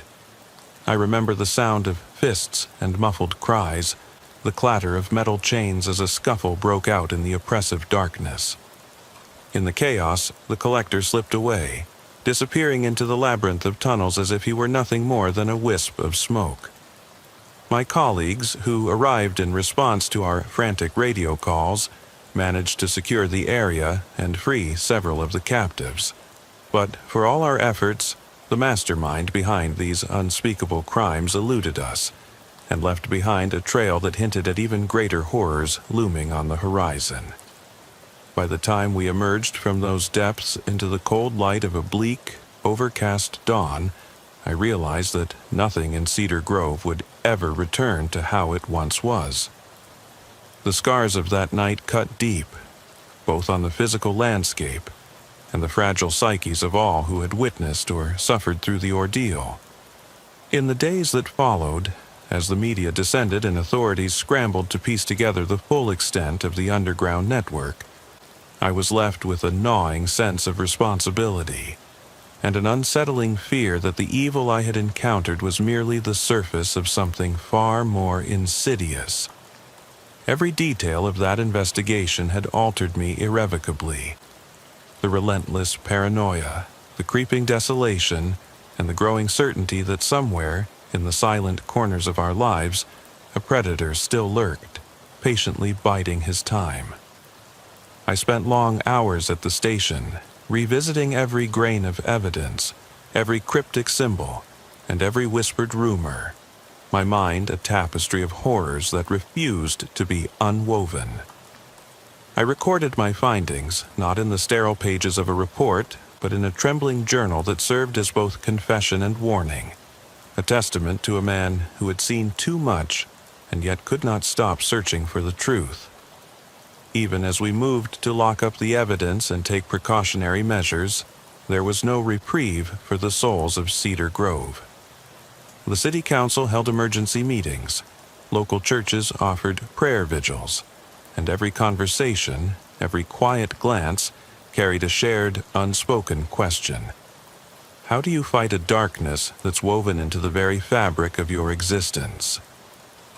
And, despite the fact that the collector, whom we eventually identified as Malcolm Price, was apprehended and sentenced to life in prison without parole, the lingering whispers of his influence refused to fade away entirely.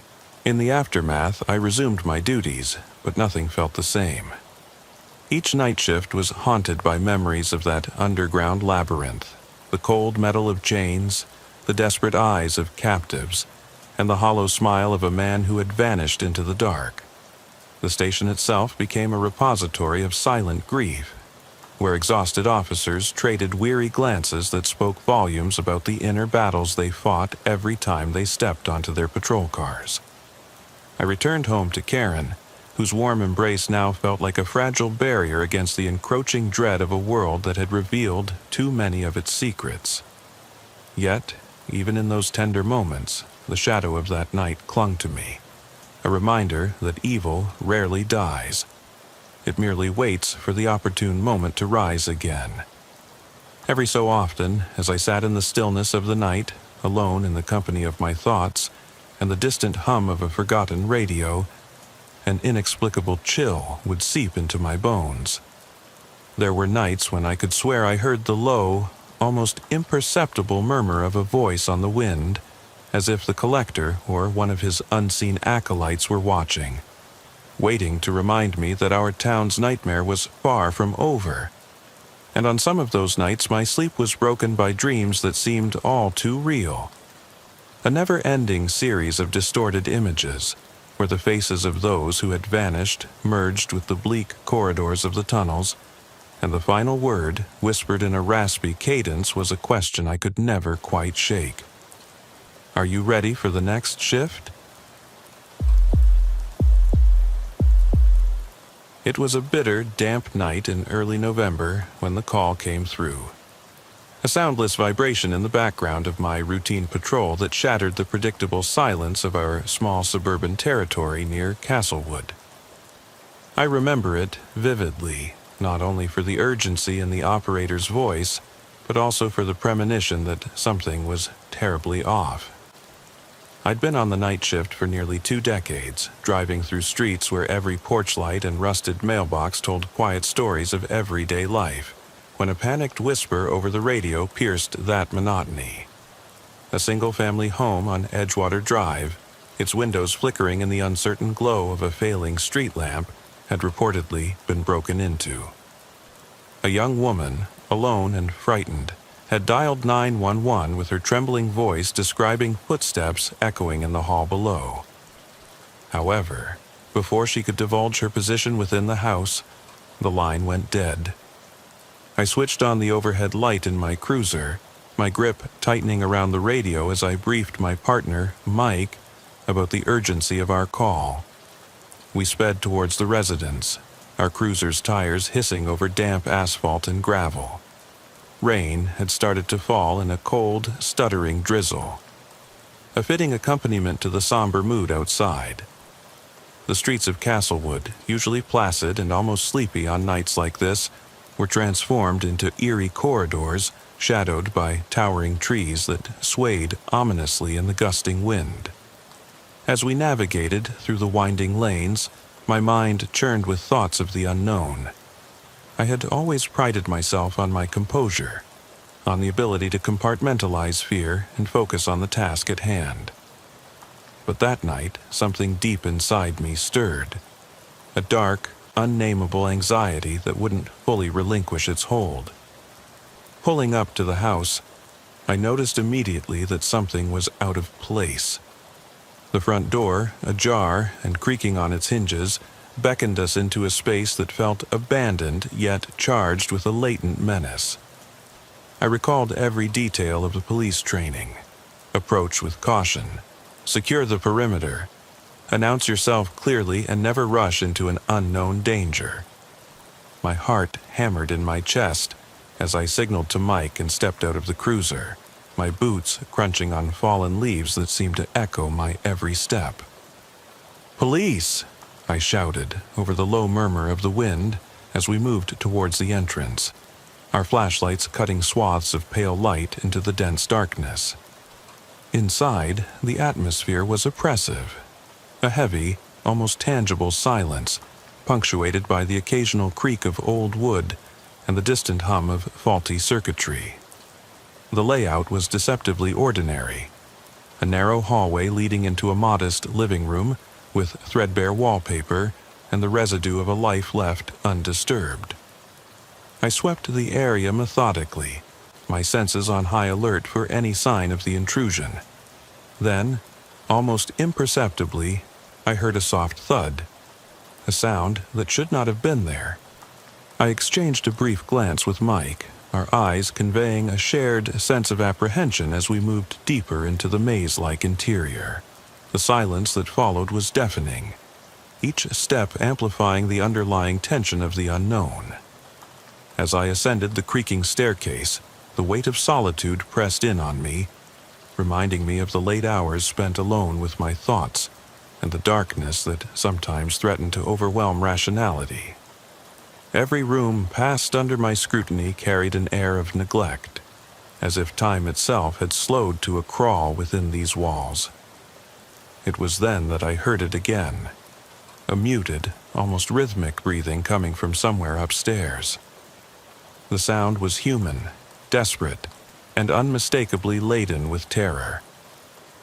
Approaching the closed door at the end of a narrow corridor, I signaled to Mike to cover an adjacent hallway while I edged closer. My hands were steady, despite the adrenaline coursing through my veins, my every instinct honed by years of confronting the unexpected. I grasped the cold metal doorknob, took a deep, measured breath, and pushed the door open. In that moment, the beam of my flashlight revealed a room swathed in near total darkness. My heart pounded even harder as I scanned the space, noticing only a faint outline against the far wall, a closet door left slightly ajar. Inside that muted shadow, there was something alive, a slow, uneven breathing that sent a shiver down my spine. "Lisa, it's all right, come out," I called softly, my voice a blend of authoritative calm and compassionate reassurance. There was no immediate response. Instead, the silence deepened, filled only with the subtle thump of my racing pulse. I moved closer to the closet, every inch exuding the palpable dread of an unknown presence. It was then that I caught a glimpse, a flash of an eye that met mine from the narrow opening. The moment expanded interminably, as though time had stilled in that instant of mutual recognition. In that split second, I hesitated, torn between procedural necessity and the instinctual yearning to protect the vulnerable. A barely perceptible sound from the adjacent room snapped me back to focus. Mike's measured voice filtered through the gloom, announcing that he had found someone in the next room. Our paths converged, our movements synchronized like a well-rehearsed routine that belied the turmoil raging beneath the surface. Together, we pushed open the closet door, each second stretching into an eternity. What we found was far from the expected. A disheveled woman standing in an unnatural stillness, her eyes wide with an expression of pure, unmitigated terror. In one trembling hand, she clutched a kitchen knife, while her other hand seemed to hesitate on the brink of surrender. Her presence sent a shockwave through the room, a pulse of raw emotion that resonated with every hidden fear I'd ever harbored. "Drop the knife, now," I ordered, my voice unwavering despite the rising tide of inner chaos. The woman's gaze flickered between Mike and me, uncertainty etched deep into her features. In that charged moment, the boundary between victim and assailant blurred indistinguishably. The seconds that followed were a disorienting interplay of silent dread and whispered pleas, culminating in the woman slowly lowering her makeshift weapon, as though surrendering not only to us, but to a fate she had tried so desperately to avoid. Her body sagged with the weight of unspeakable sorrow, and as we restrained her, I couldn't shake the haunting echo of that solitary, desperate breath that had first alerted me to the looming danger. The night's events began to blend together like a fevered dream, each detail etched into my memory with brutal clarity. The disquieting silence of the house, the strained rhythm of our heartbeat in unison, and the quiet, mournful sobs of a woman trapped by circumstances unknown, all mingled in a surreal tapestry of fear and duty. Even as we escorted her out in a daze of protocols and flashing red and blue lights from the cruiser, an insidious thought crept into my mind. Something was terribly wrong. Something that defied the mundane narrative of a simple break-in. That idea haunted me as I replayed every moment of that night during the long hours that followed. The drive back to the precinct was shrouded in an oppressive introspection, a charged silence that spoke volumes of the unspoken truths lurking beneath the surface. Mike and I barely exchanged words, each lost in a private maelstrom of doubts, guilt, and an uneasy suspicion that the events had been orchestrated by forces beyond ordinary criminality. The woman, whose name we would later learn was not even in the records we'd been provided, was processed with the usual efficiency that comes from years of confronting the inexplicable. Yet, as I sat in the sterile confines of the interrogation room, her trembling form illuminated only by the harsh fluorescence above, I couldn't escape the gnawing feeling that the case was far from closed. The remainder of that night and the days that followed were a blur of procedural interviews, painstaking reviews of surveillance footage, and endless hours in a cramped evidence room filled with the musty scent of old files and unresolved secrets. I found myself poring over every detail, revisiting the scene in my mind with a forensic precision that bordered on obsession. The house, the broken door, the dim hallway, and that fleeting glimpse in the closet, all converged into a maddening puzzle that defied the neat compartmentalization of standard police work. The deeper I dug, the more I began to question the veracity of every initial assumption. The young woman who had supposedly made that harrowing call had, according to preliminary records, been reported missing weeks earlier. The inconsistency was jarring, a hidden truth that suggested our intervention might have been directed by a ghost rather than a living plea for help. In the stark glare of the precinct's interrogation room, surrounded by the murmurs of colleagues and the hum of computers that never slept, I experienced an emotional fracture that I'd long thought impervious to the toll of the job. There, amidst a stack of case files and unanswered questions, I began to confront the limits of my own resilience. The weight of that night, its raw terror, its inexplicable gaps, and its slowly emerging secrets, pressed down on me with a force that felt both physical and spiritual. I found myself questioning not only the nature of the incident, but also the integrity of the very system I had devoted my life to protect. Had we truly apprehended a criminal, or had we merely captured a specter conjured by circumstances too strange to be explained by conventional logic? As hours bled into days, the investigation took on an almost surreal quality. Colleagues recounted whispered theories over lukewarm coffee in darkened break rooms, while I sat in my car on long, sleepless nights, replaying every detail under the flicker of a dashboard light. The streets of Castlewood, once familiar and benign, now appeared cloaked in hidden threats. A landscape where each shadow seemed to conceal another secret, and every creak in the wind carried with it the echo of that fateful night. The psychological toll was immeasurable. I began to question whether the boundaries between duty and personal sacrifice had become irreparably blurred. The call we had answered, fraught with desperation and inexplicable shifts in narrative, was more than a routine disturbance. It was a harbinger of inner collapse, a crack in the veneer of the safety and order I had always believed defined my life as a police officer. Over the ensuing weeks, my nights were plagued by nightmares. A relentless parade of half-remembered faces, spectral voices, and the constant, suffocating presence of that solitary breath in the dark corridor.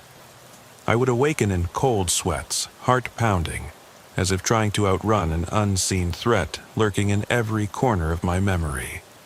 My partner, Mike, who had always been a steady counterbalance to my impulsive instincts, seemed increasingly distant, his own eyes haunted by memories he refused to speak about. In our quiet drives back from late shifts, the silence between us grew heavier, laden with unsaid words and mutual fears that we were both peering into an abyss that might one day swallow us whole. I remember a particular evening when, after a grueling day at the precinct filled with rehashed details and conflicting reports, I found myself alone in my unadorned apartment. The walls, bare and unmoving, did little to stave off the encroaching dread. I sat at my small kitchen table for hours, the only light coming from a single flickering bulb overhead. In that oppressive solitude, my thoughts circled endlessly around the unresolved mysteries of that breaking and entering, an event that seemed to blur the lines between criminality and something far more sinister. Every detail, every scrap of evidence was weighed and reweighed until I could no longer discern the truth from the layers of my own mounting paranoia. It was during one of these solitary vigils that I began to see patterns emerging in the chaos, a series of connections between the home on Edgewater Drive and other unexplained incidents scattered across our jurisdiction.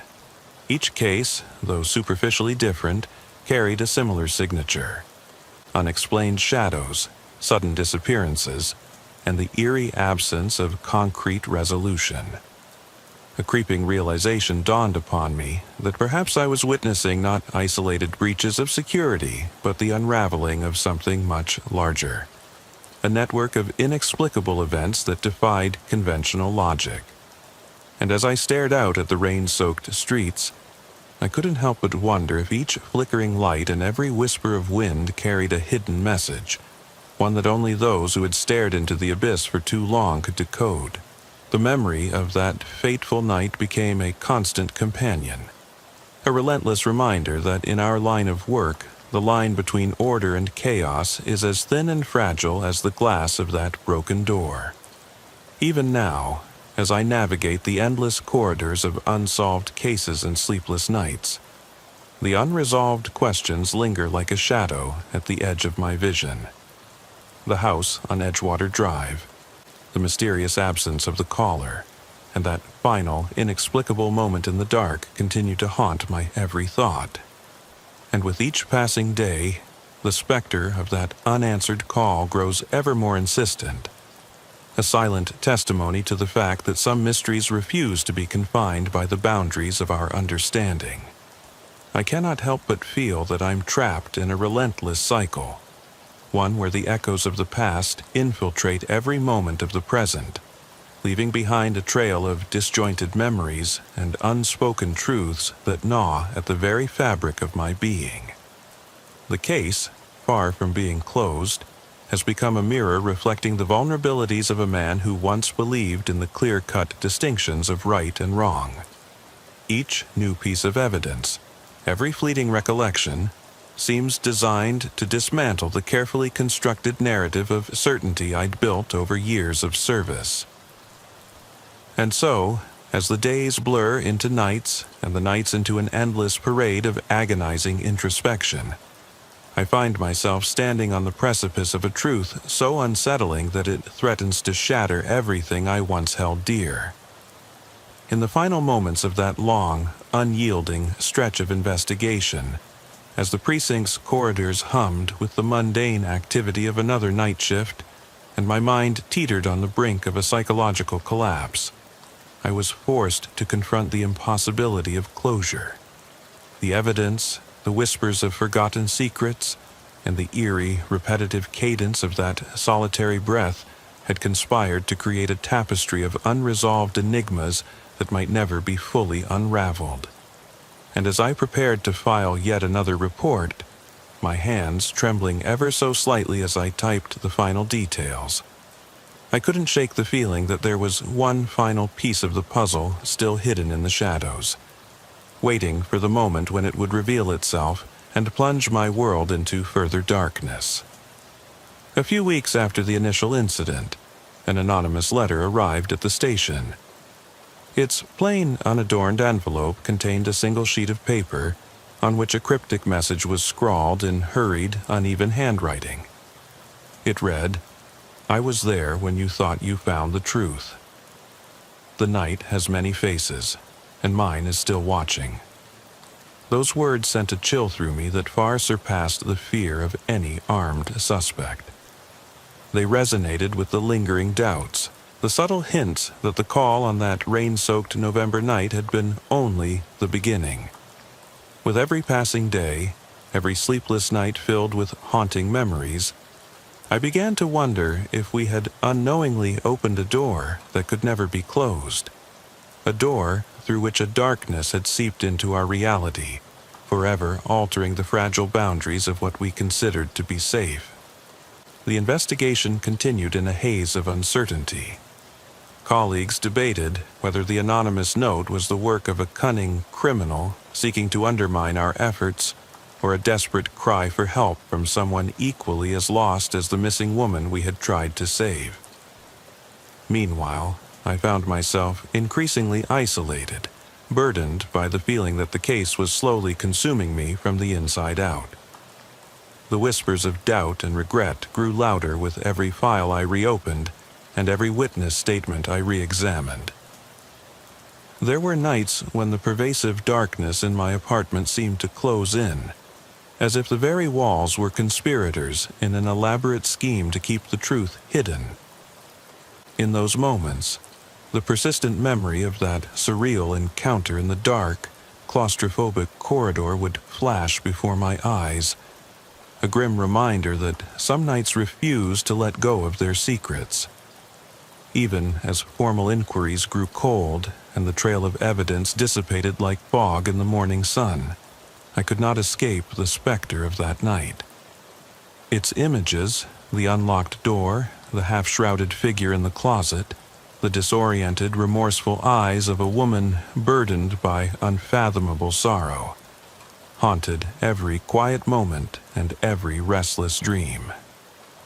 I began to document every detail, every whisper of uncertainty, not only for the sake of the investigation, but as a desperate attempt to articulate the internal disintegration I felt. My notebooks filled with sprawling, interconnected thoughts, theories that wove together the seemingly disparate threads of a case that had become a mirror for the darkest corners of my soul. As the calendar pages turned, the case morphed into something else entirely, a living, breathing enigma that seemed to defy resolution. I recall a late-night meeting with Detective Reynolds, a grizzled veteran known for his unyielding pursuit of truth. In the dim light of our department's back office, we pored over the anonymous letter and the scant evidence that remained. His voice was low and gravelly as he mused, "Sometimes, Mike, the things we can't explain are the ones that haunt us the most. You think you've seen it all, but then something like this comes along and forces you to question everything." His words resonated with a bitter familiarity, for I knew deep down that the investigation was no longer merely about apprehending a criminal. It was a journey into the depths of our own vulnerability, a plunge into the murk of secrets and lies that we all carry within us. Through endless nights spent in the evidence room and solitary drives along rain-drenched highways, the case gnawed at me relentlessly. I found solace only in the intermittent camaraderie of fellow officers who, despite their own burdens, shared in the unspoken understanding that sometimes the only resolution lay in accepting the unsettling ambiguity of our existence. Yet, even in that bittersweet resignation, there remained a spark of defiance, a will to keep searching, to piece together the fragmented narrative that had so irrevocably altered my understanding of reality. Every shadow that flickered past my peripheral vision, every creak in the silence of my apartment, served as a stark reminder that the night was far from over, and that the truth, however elusive, still lurked somewhere beyond the reach of our fading flashlights. In the final throes of that relentless investigation, as winter crept in with its biting cold and unforgiving winds, I felt the weight of every unanswered question settle heavily upon my shoulders. The line between duty and despair had blurred beyond recognition, leaving me to wonder if I had become a mere pawn in a game whose rules were written in the language of shadows and silence. With the anonymous note tucked away in my desk, a constant, unsettling reminder of an unfinished narrative, I couldn't help but feel that the night, with all its broken promises and lingering echoes, was far from finished. And so, as I sat at my desk under the harsh glow of a single lamp, the questions began to multiply. Had we truly apprehended the darkness that had invaded that quiet suburban home? Or had we merely brushed aside a fragment of something infinitely more profound, something that would continue to haunt us long after the shift ended? The hours crawled by in an agonizing limbo, each moment a fragile barrier between fleeting hope and relentless despair. I stared at the stack of files on my desk, my reflection merging with the jumble of reports and clippings like a ghost in the flickering light. Every answer I uncovered only deepened the maze of uncertainties, leaving me to grapple with the disturbing realization that not every case in our world ends with neat resolution. Some stains, once etched into the fabric of our lives, never truly fade. They simmer beneath the surface, waiting for a chance to erupt. And as that night drew to an inconclusive close, the case remained suspended in a state of perpetual ambiguity, its mysteries echoing in the silence of every deserted street and every forgotten corner of my mind. The unanswered questions haunted me relentlessly. I often found myself wondering if the call we'd answered was ever meant to bring about resolution, or if it was simply a prelude to a larger, more insidious phenomenon that defied explanation. The anonymous note, the reappearance of evidence that didn't quite add up, and the eerie familiarity of certain details in other cases all suggested that something was orchestrating these events from the shadows. As I prepared to close another chapter on what should have been an isolated incident, the disquieting feeling that something was unresolved lingered like a persistent whisper in the dark. a chilling promise that the truth would eventually come knocking when I least expected it. And on nights when the darkness pressed too heavily against my window, when every creak and every rustle seemed to carry the weight of unspoken secrets, I couldn't help but feel that the story was still unfolding, a story that defied the tidy boundaries of law and order, a story that would one day force me to confront a final, unnerving twist that might shatter everything I once believed about the nature of truth. The subsequent days bled slowly into a chaotic blur as I found myself drawn back to the scene of the original incident, an obsession I could neither understand nor dismiss. The precinct's corridors became a theater for my inner torment, every case file a reminder of that fateful night, and every unanswered question a specter that danced before my weary eyes. I began revisiting the home on Edgewater Drive, not as an officer following up on a record, but as a man determined to reclaim the pieces of a story that had long haunted my dreams. The drive there, once mundane in its simplicity, now felt like an ill-fated pilgrimage into a territory where reality intertwined with the surreal. Every step toward that battered front door stirred a medley of conflicting emotions, dread, regret, and a desperate hope for closure. I recall standing before that door, its peeling paint and warped wood a testament to the passage of time and neglect. The once familiar neighborhood had morphed during the intervening weeks. Shadows lengthened across empty lots, and an oppressive stillness reigned where neighbors once greeted each other with shy smiles. I approached the doorway with measured trepidation, my hand pausing on the brass knob that had once swung freely to admit the intruder. That same knob now seemed like a portal to another realm, a threshold between the comfort of the known and the terror of the inexplicable. Inside, the house was a mausoleum of abandoned memories. Dust motes danced in the narrow beams of light, piercing through boarded-up windows, and the silence was so absolute it seemed to muffle the sound of my own heartbeat. I methodically retraced my steps from that night, the narrow hallway where the floorboards groaned underfoot, the staircase that led to the ominous corridor where the haunting breathing had first drawn my attention, and the closet whose mere opening had exposed a glimpse of unspeakable sorrow. The weight of the past was almost palpable, as if every shadow had been imbued with the residue of lives interrupted and mysteries left unresolved.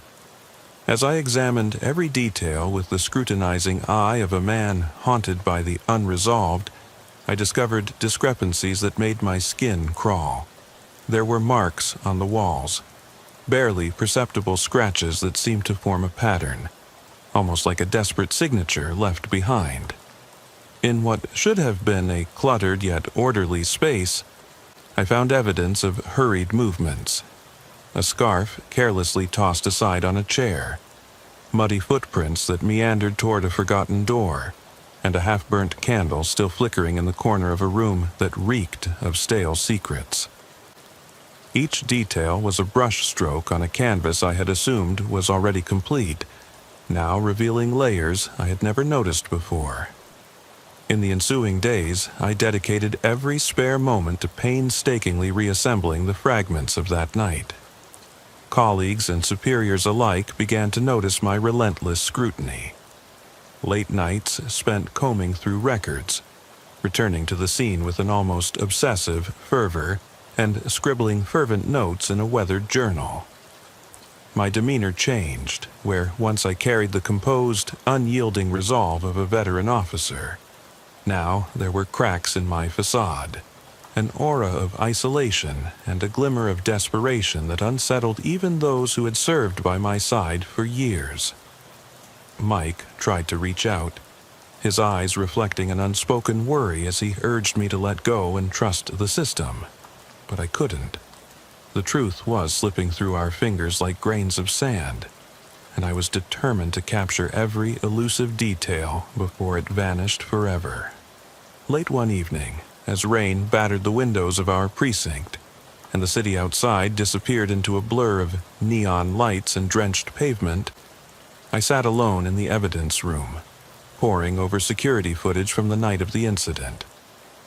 The grainy video revealed snippets of movement, fleeting glances, half-seen shadows that darted across hallways, and a static hum that underscored the entire recording. For hours, I watched as the scenes repeated in a maddening loop, each iteration subtly different from the last, as if reality itself was warping under the strain of the unresolved mystery.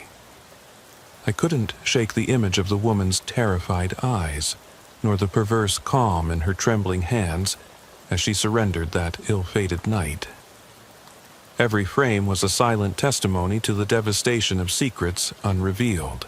In the midst of that solitary vigil, an unsettling realization struck me like a bolt of lightning. The case was not confined to one home or one desperate call.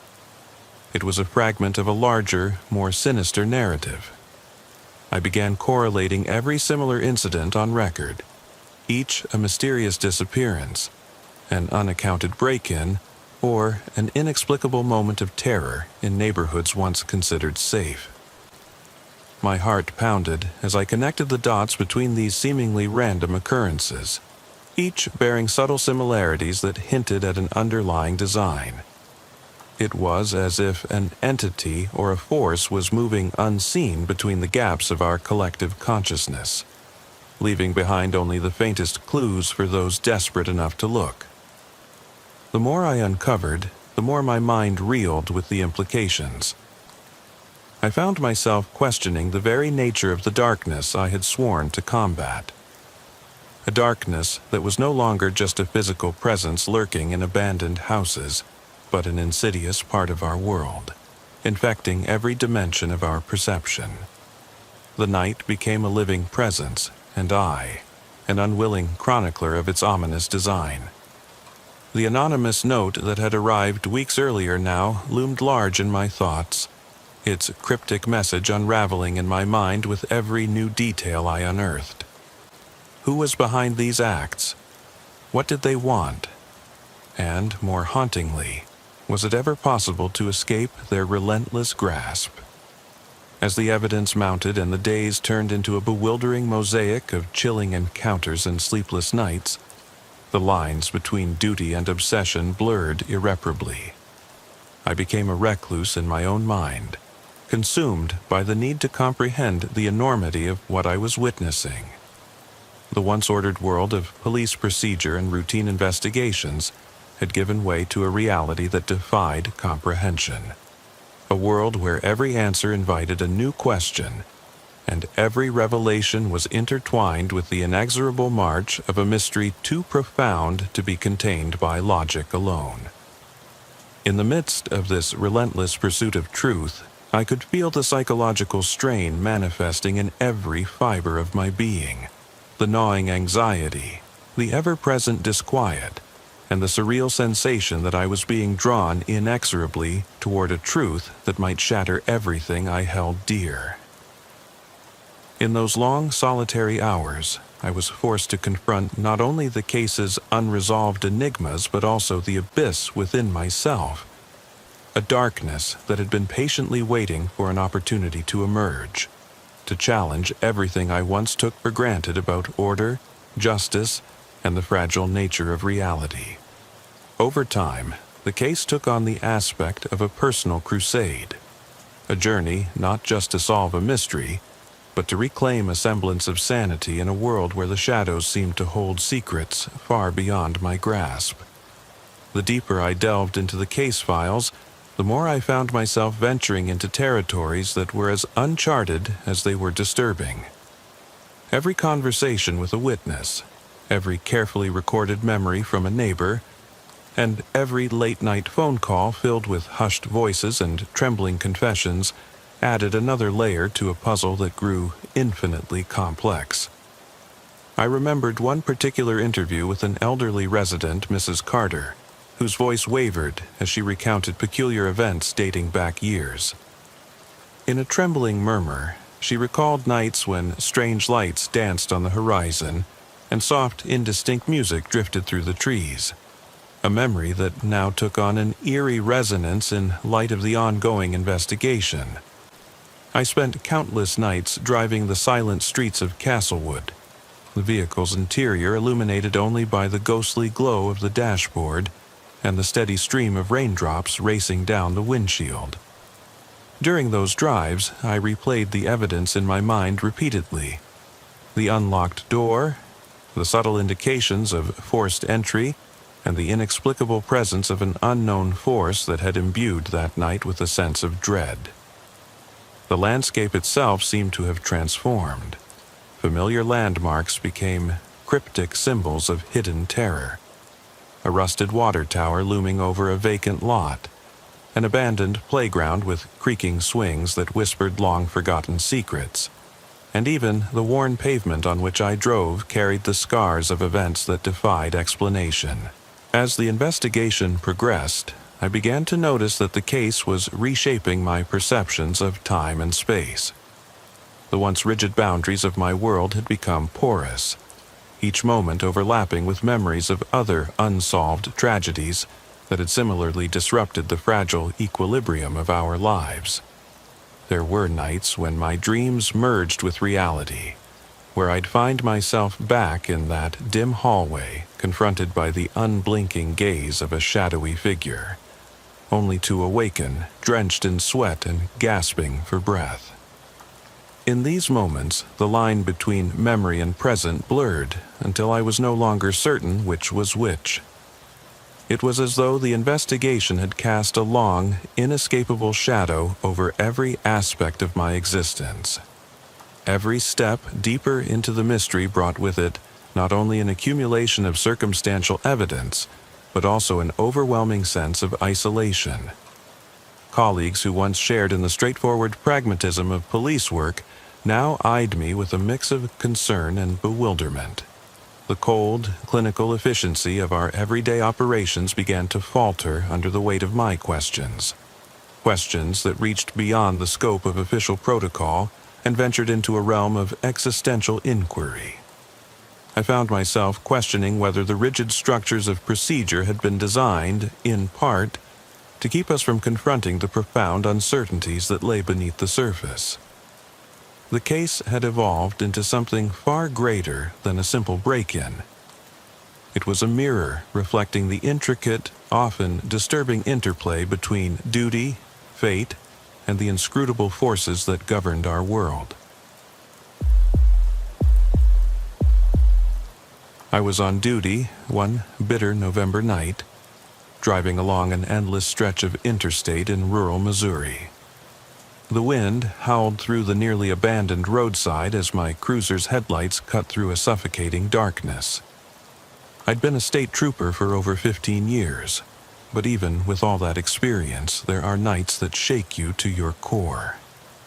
That night, the damp autumn air carried an eerie chill, the stars hidden behind a thick veil of rain-laden clouds.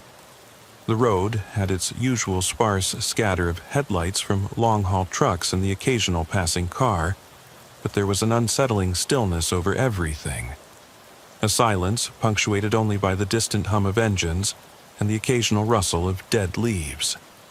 I had been patrolling the interstate for nearly 2 hours, my mind already wandering to memories of past encounters when I noticed a flicker of neon through the murky dark. A dilapidated gas station, its sign barely clinging to life with intermittent sparks of light, sat isolated on a bend in the road. The station wasn't operating. I knew by heart the schedule of local businesses along that road. Still, something about the site pricked at my instincts. A feeling of disquiet I couldn't shake off. I pulled the cruiser over on the shoulder near a copse of withered trees and observed from the relative safety of my vehicle. The gas station's lot was strangely quiet. 2 cars were parked side by side beneath a sagging overhang, their metal bodies dark and unyielding. There was no sign of life in or around them. I slowly exited my cruiser, my hand never leaving the grip of my service weapon hidden under the jacket. The glow of my flashlight swept across the cracked pavement and warped reflections on the glass of the vehicles. I approached the first car cautiously, tapping on its window. The glass remained opaque, and all I heard in response was the soft murmur of the wind. I repeated the gesture with the second car. No answer came from either. As I walked along the edge of the lot, every sense was heightened. My pulse throbbed in my ears as the monotony of the night gave way to a subtle and sinister energy. I recalled years of experience on lonely backroads, and realized that these silent, abandoned vehicles in a forsaken lot were not mere coincidences. Then, out of the periphery, I caught sight of a figure hastily emerging from behind a stack of crates near the station. His footsteps were irregular and rushed, and when he finally came into clearer view, I saw the raw panic etched on his face. "Officer, help! My car won't start," he gasped, his voice cracking with desperation. The man was young, no more than his early 20s, wearing a faded denim jacket and scuffed boots. He looked as if he'd spent a sleepless night haunted by secrets. His eyes darted around wildly, as if expecting something terrible to be chasing him. Despite the tension in the air, I maintained a professional calm. My training compelled me to treat every call for help with the same measured response, regardless of how bizarre it appeared. "Stay right there," I ordered in a voice that brooked no argument, glancing at the dark corners behind him. He practically beckoned me over to his car as he fumbled with the door handle. I took a careful step forward, my senses alert and my mind racing through the possibilities. As I neared, I noted that the engine's hum had completely ceased, leaving the car shrouded in silence and cold metal. "It might be nothing more than a discharged battery," I suggested, though I wasn't convinced. The young man's trembling hands and darting eyes hinted at something far more sinister than a mechanical failure. His companion vehicle sat abandoned beside him, a nondescript sedan that I couldn't place. "Who does that car belong to?" I asked, but his response was a weak, almost inaudible mumble. I don't even know. I just parked there hoping to find a restroom," he stuttered, glancing nervously at the darkened building of the gas station as if it hid unspeakable horrors. His admission sent an involuntary shiver down my spine. I was beginning to grasp that in the dead of night appearances could be dangerously deceptive. Time seemed to slow as I turned my attention back to the lot and the vehicles. The minutes stretched on, marked only by the steady patter of rain that began to fall in a light drizzle, the sound almost musical in its relentless persistence. The dim glow of the station sign intermingled with the stark beams of my flashlight, casting fractured shadows that danced across the pavement. In that liminal space between reality and nightmare, every detail, the dampness of the air, the echo of my own footsteps, the distant whistle of a train, somewhere off in the dark, seemed amplified. I couldn't shake the feeling that something was terribly, inexplicably wrong. My instincts, honed by years on the force, urged me to secure the scene, but I also needed to act with caution. I walked between the vehicles, appraising every window and locked door, my thoughts oscillating between mundane patrol procedures and the overwhelming sense that I was on the cusp of something horrifying. As I examined the surroundings, I noticed an incongruity. A set of footprints in the mud, hastily made and leading away from the vehicles, disappearing into the inky darkness near a copse of trees. I followed the trail for a few hesitant steps before it was swallowed by the night. Every instinct in me screamed that I should radio for backup, yet I hesitated, a mistake I would come to regret. The initial encounter faded into a larger, oppressive silence as I returned to the young man's car. With deliberate care, I inspected under the hood, the acrid smell of gasoline and cold metal blending with the underlying tension of the moment. I asked him again about the circumstances that had drawn him to this desolate place, but his eyes conveyed a deep-seated terror that words could hardly express. The drizzling rain turned into a heavier fall, the vibrations of raindrops cascading over the metal of my cruiser and the pavement outside, each drop echoing like a ticking clock counting down to an inevitable revelation. As I stood there, lost in a labyrinth of thoughts and growing dread, I could feel the weight of the unknown pressing in on me from all sides. A sudden noise, a shuffle, barely audible over the rain, drew my attention back to the lot. I turned sharply, just as a dark figure emerged slowly from the shadows. In that split second, I recognized the glint of steel in his hand, a knife, its edge catching the weak light and reflecting a promise of violence. My training kicked in immediately. I stepped backward with measured precision, my hand instinctively going to my concealed weapon. "Freeze!"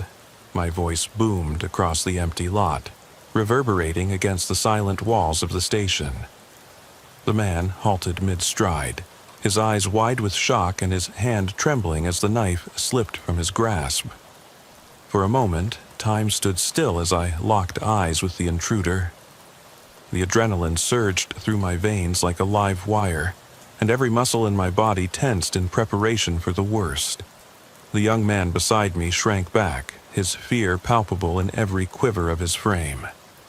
I moved swiftly, commanding him to remain still as I secured the suspect's arms, my voice cold and unwavering.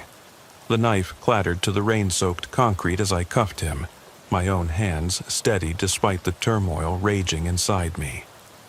I couldn't shake the feeling that this encounter was just the beginning of something far more sinister, a harbinger of the nightmares to come. The chaos of the moment blurred into the relentless patter of rain and the distant hum of an approaching patrol car that was coming to back up my position. I kept both suspects under my watchful gaze, ensuring neither could make a move. With measured calm, I radioed for assistance, my voice barely concealing the urgency of the situation. In that dreadful quiet, as the world outside continued on an indifferent night, I felt the stirrings of an unspeakable truth that would haunt me for years to come. I spent the next hour at the scene, my mind replaying every detail like a broken record. With backup finally arriving, I shifted to secure both apprehended suspects, who were now muttering conflicting stories in a haze of panic and disbelief. The young man, nervous and defensive, his eyes flitting between mine and the dark silhouettes of the trucks arriving, offered no coherent explanation beyond stuttering fragments about a car failure and a sudden, inexplicable urge to hide. The second suspect, the one who had brandished the knife, was silent, his expression vacant as if numb to the terror of his actions. I could sense in both a burden of guilt or a deeper, hidden truth that they weren't mere criminals acting on impulse. Something about the whole situation felt orchestrated. I returned to the gas station to secure any more clues as the rain intensified, turning the cracked pavement into a mirror of swirling water and distorted reflections of neon. I had my eyes drawn again to an alley behind the station, a narrow, dark passage bordered by decaying wooden crates and wild, overgrown vegetation. There, partially camouflaged by shadows and debris, lay two large garbage bags. The sight made my blood run cold, a visceral reminder that what I had encountered was far from random misfortune. With deliberate care and the assistance of a fellow officer, I pried open one of the bags under the eerie glow of my flashlight. What I discovered inside was a sight that defied description. Dismembered human remains, crudely and callously sliced, the gruesome display arranged with a macabre precision. The stench was overwhelming, a rancid mixture of decay and chemicals, and I had to fight the instinct to retch. My hands trembled as I examined the contents, each broken piece seeming to tell its own tale of horror and despair. The other bag yielded a similar scene, the images seared into my mind with a brutality that no amount of training could fully prepare me for. As I stood there, grappling with a cascade of conflicting emotions, revulsion, confusion, and an ever-growing sense of foreboding, I felt the weight of responsibility and dread descend upon me. I had seen enough in my 15 years on the force to understand that there was a method to this madness. The discovery wasn't an isolated crime, it was part of something larger, a calculated attempt to rid the area of evidence, or maybe even lives. The heavy-duty shovel I found nearby, caked in grime and bloodstains, was a stark symbol of the deliberate violence that had taken place. Its presence hinted at a hurried burial, or perhaps an even more sinister plan. Every detail of that grim scene, from the positioning of the bodies to the improvised packaging, was etched into my memory with horrifying clarity. In the following hours at the precinct, the unsettling images of that night consumed me. I meticulously documented every detail of the scene, my hands steady as I gathered evidence that might help piece together the puzzle. The suspects were interrogated in separate rooms, their accounts a jumbled mix of lies and half-truths that only deepened the mystery. The young man's eyes were haunted, filled with an inexplicable terror, while the knife-wielding suspect maintained an eerie silence, as if the events had stolen from him the very ability to feel remorse or even fear. Their nervous glances and contradictory statements hinted at forces beyond their control, a machination of events that seemed too grotesque to have been orchestrated by mere chance. I couldn't escape the feeling that I was being drawn into a web of secrets that stretched far beyond the confines of that lonely gas station. Every small piece of evidence, every whispered word in the interrogation room deepened the enigma. There was something methodical, almost ritualistic, about the way the bodies had been disposed of. I pored over case files from previous years, seeking any reference that might explain the raw brutality of these acts, yet found nothing that matched the visceral horror of the scene before me. I began to wonder if I was witnessing the handiwork of a deranged individual or, worse yet, a network of criminals operating in the shadows. The precinct's fluorescent lights and sterile rooms offered little comfort as I sat alone with my thoughts, the flickering overhead bulbs doing little to dispel the creeping dread. I replayed the events of that night repeatedly, my mind oscillating between the role of an officer dutifully following procedure and that of a man burdened with an intolerable weight of guilt for failing to prevent such atrocities. The memory of the two lifeless forms wrapped in garbage bags, the cold evidence of monstrous cruelty, left an indelible mark on my psyche. In quiet moments, I could almost hear the echo of those desperate footsteps and the sound of my own heartbeat pounding in unison with the relentless patter of rain outside the station windows. Every encounter that night, every whispered conversation, every halting plea for help, became a thread woven into a tapestry of terror that I couldn't unravel. And as the night wore on, I began to sense that the scene at the gas station was merely the visible tip of a much darker iceberg, a prelude to horrors that lurked just beneath the surface of this seemingly quiet rural community. Days blurred together as I threw myself into the investigation, my every waking moment dominated by the relentless need to understand what had transpired that dreadful night. I spent long hours poring over evidence at the precinct, re-examining photographs and security footage from nearby properties. The grainy images offered scant detail, but every flicker of movement, every shadow along the perimeter of the gas station stirred my doubts further. Despite numerous interviews and painstaking analysis, contradictions in the suspect's statements only multiplied. The young man could hardly meet my eyes as he recounted his version of events, and the silent, withdrawn manner of the other suspect betrayed a hidden truth that he wasn't willing to share. My own recollections of the night grew increasingly fragmented. In quiet moments, I found myself reliving the scene with an almost unbearable vividness. The relentless drizzle, the oppressive darkness of the abandoned lot, and the surreal horror of discovering those dismembered remains. I began experiencing nightmares that blurred into my waking thoughts. In those dreams, the rain never stopped, and the images of broken bodies and the ominous shovel haunted every corner of my mind. I tried to rationalize these experiences, chalking them up to the cumulative stress of the job, but no amount of sleep or distraction could erase the lingering terror that clung to me like a second skin. One sleepless night at the station, I revisited the case files from previous years in search of any pattern or connection to similar crimes.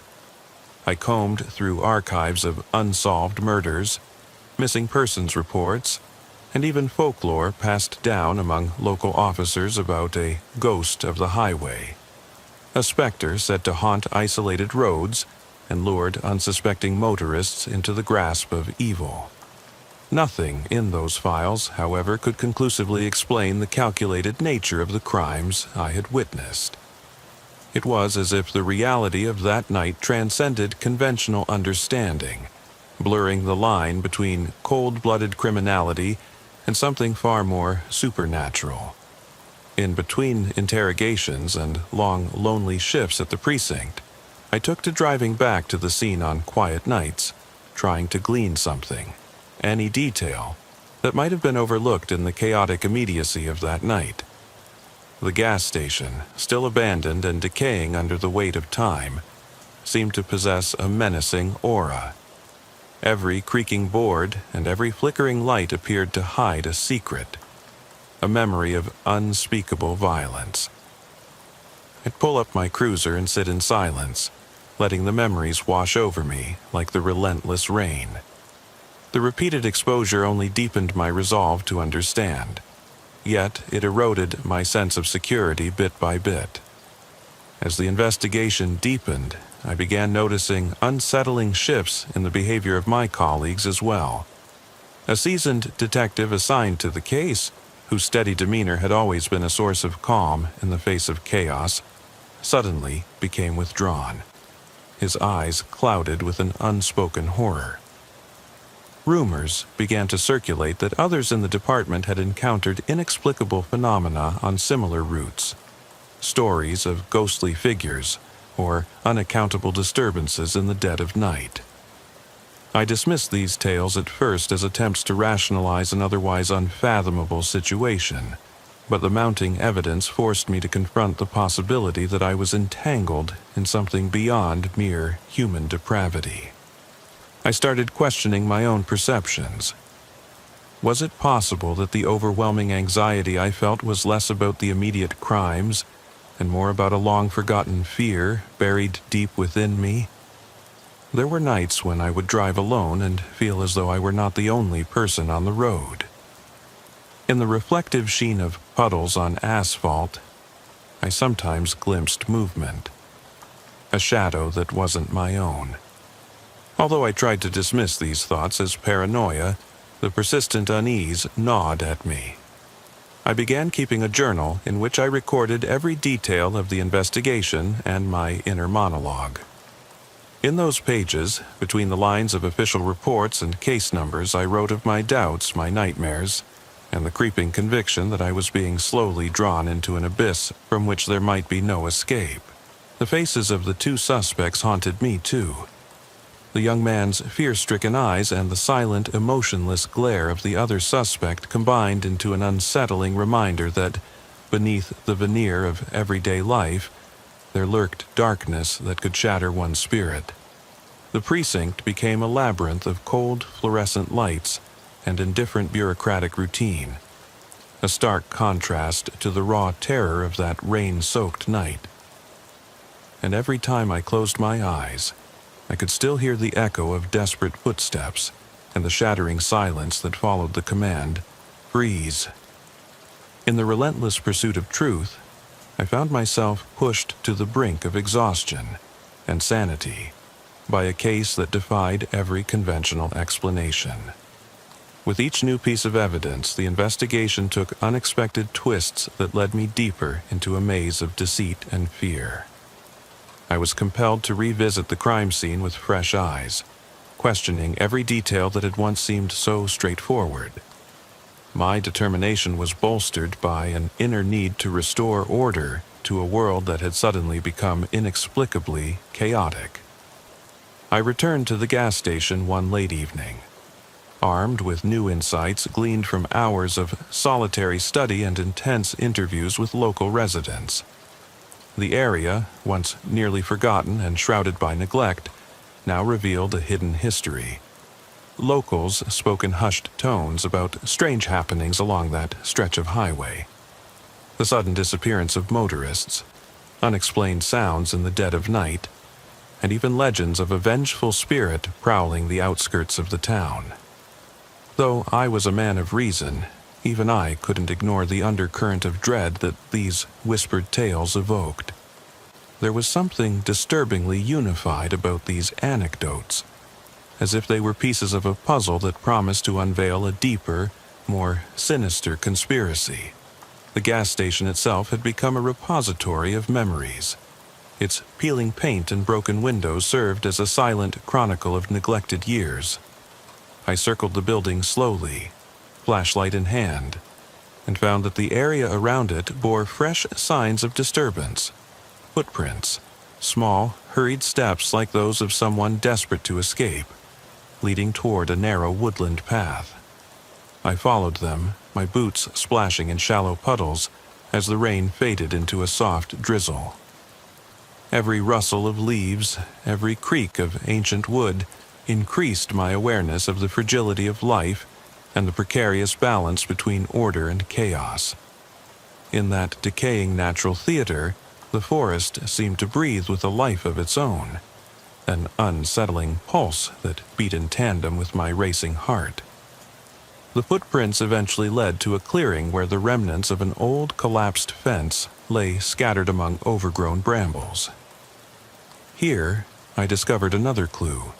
A small leather-bound notebook, partially water-damaged, its pages filled with scribbled notes and diagrams that hinted at a premeditated plan. The writing was erratic, interspersed with symbols and dates that made little sense at first glance.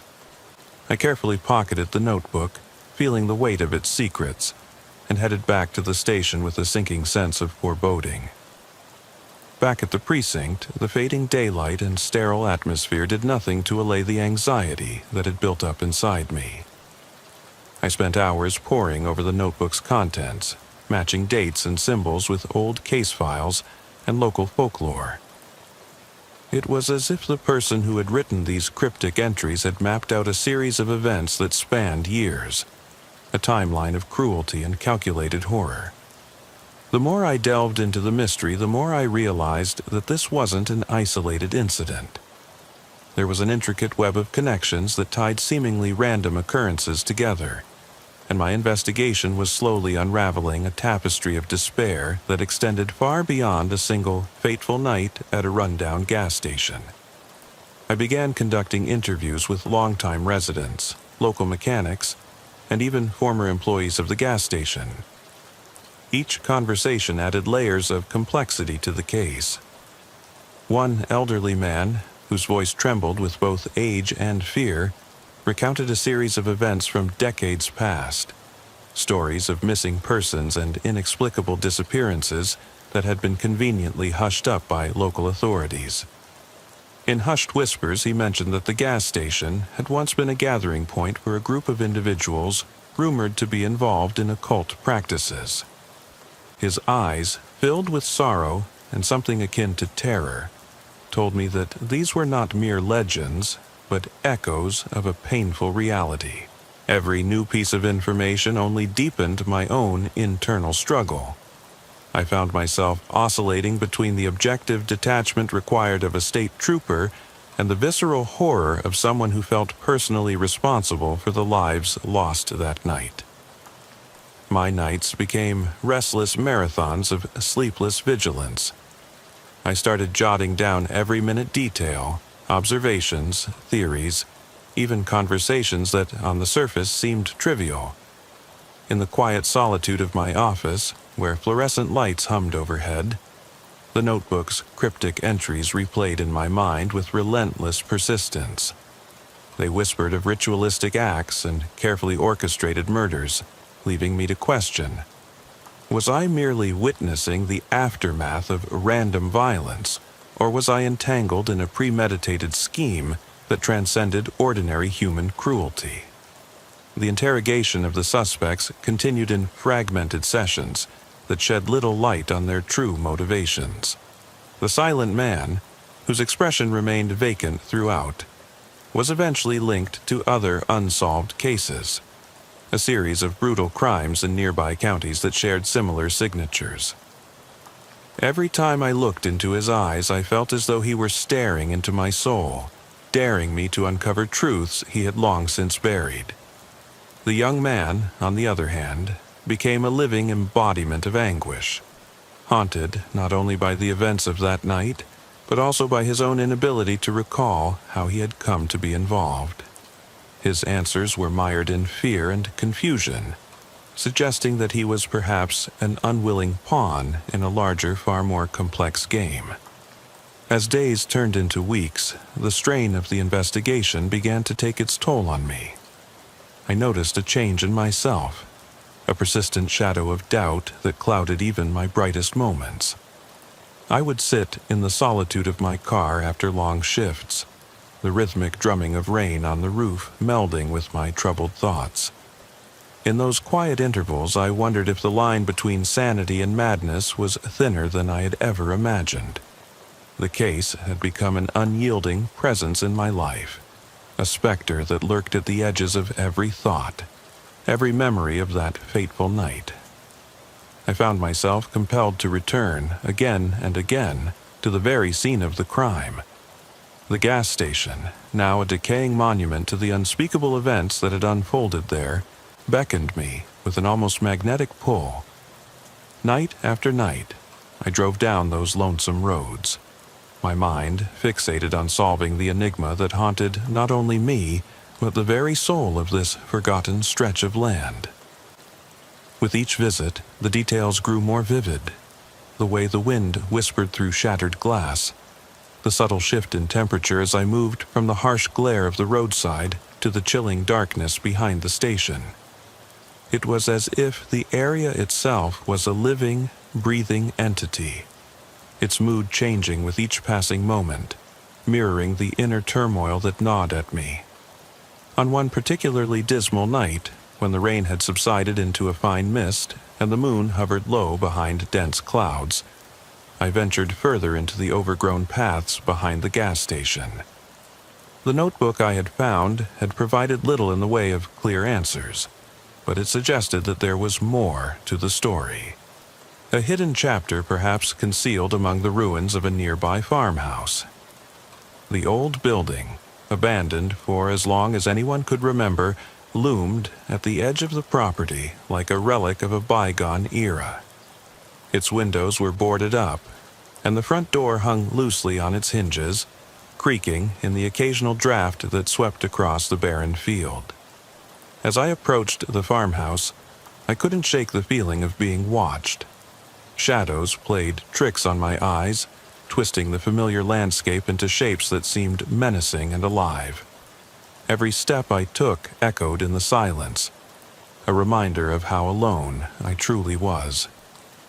The building's weathered facade and dilapidated state bore silent witness to years of neglect.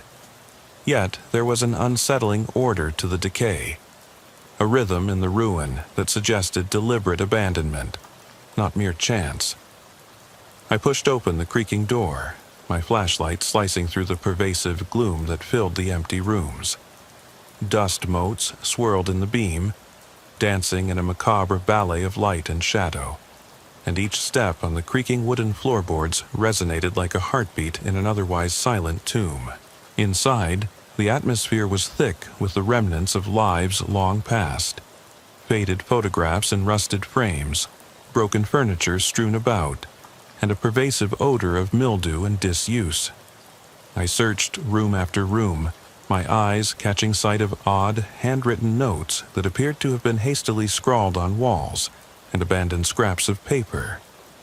In one corner of a musty drawing room, I discovered a chalkboard covered in what looked to be a bizarre combination of numbers and symbols. The pattern was disturbingly reminiscent of the cryptic entries found in the leather-bound notebook. My mind raced as I tried to decipher their meaning, feeling as if each symbol was a fragment of a larger, incomprehensible code. A message left by someone who had intended to warn, or perhaps to ensnare, those who dared to uncover the truth. I began to record everything meticulously, each observation driving home the notion that I had stumbled upon evidence of a meticulously calculated crime. The farmhouse, with its haunting echoes of the past, seemed to pulse with a malignant energy. Outside, the ambient sounds of the nocturnal wilderness blended with the rustling of dry leaves and the distant murmur of an unseen stream, creating a soundscape that was as much a part of the mystery as the clues I was uncovering. I sat for what felt like hours, scribbling notes and photographing every detail, all the while feeling the relentless pressure of unseen eyes watching my every move. It was a sensory overload that left me both physically exhausted and mentally reeling, as if I were caught in a vortex of despair from which there was no escape. Returning to the station the next morning did little to calm the storm raging within me. The images of that derelict farmhouse, the cryptic symbols, the scattered remnants of a life once lived, and the oppressive aura of decay remained seared into my thoughts. Every time I closed my eyes, I could still see the ghostly reflections in the broken mirror, and hear the echo of my own footsteps on the creaking floorboards.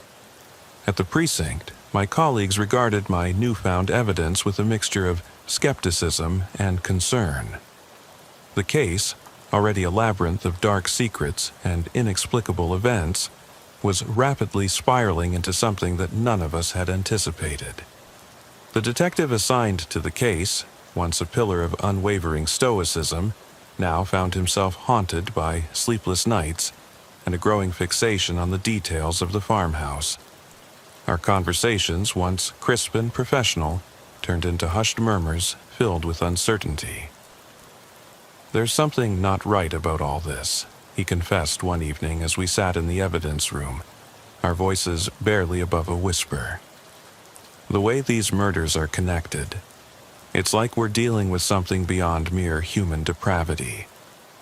His words resonated deeply with me, affirming the gnawing suspicion that I was entangled in a web of horror that was not entirely of this world. I spent the following weeks oscillating between moments of hyper-awareness and states of utter exhaustion. Even mundane tasks, the routine paperwork at the precinct, the nightly patrols along deserted highways, became fraught with an intense sense of impending doom.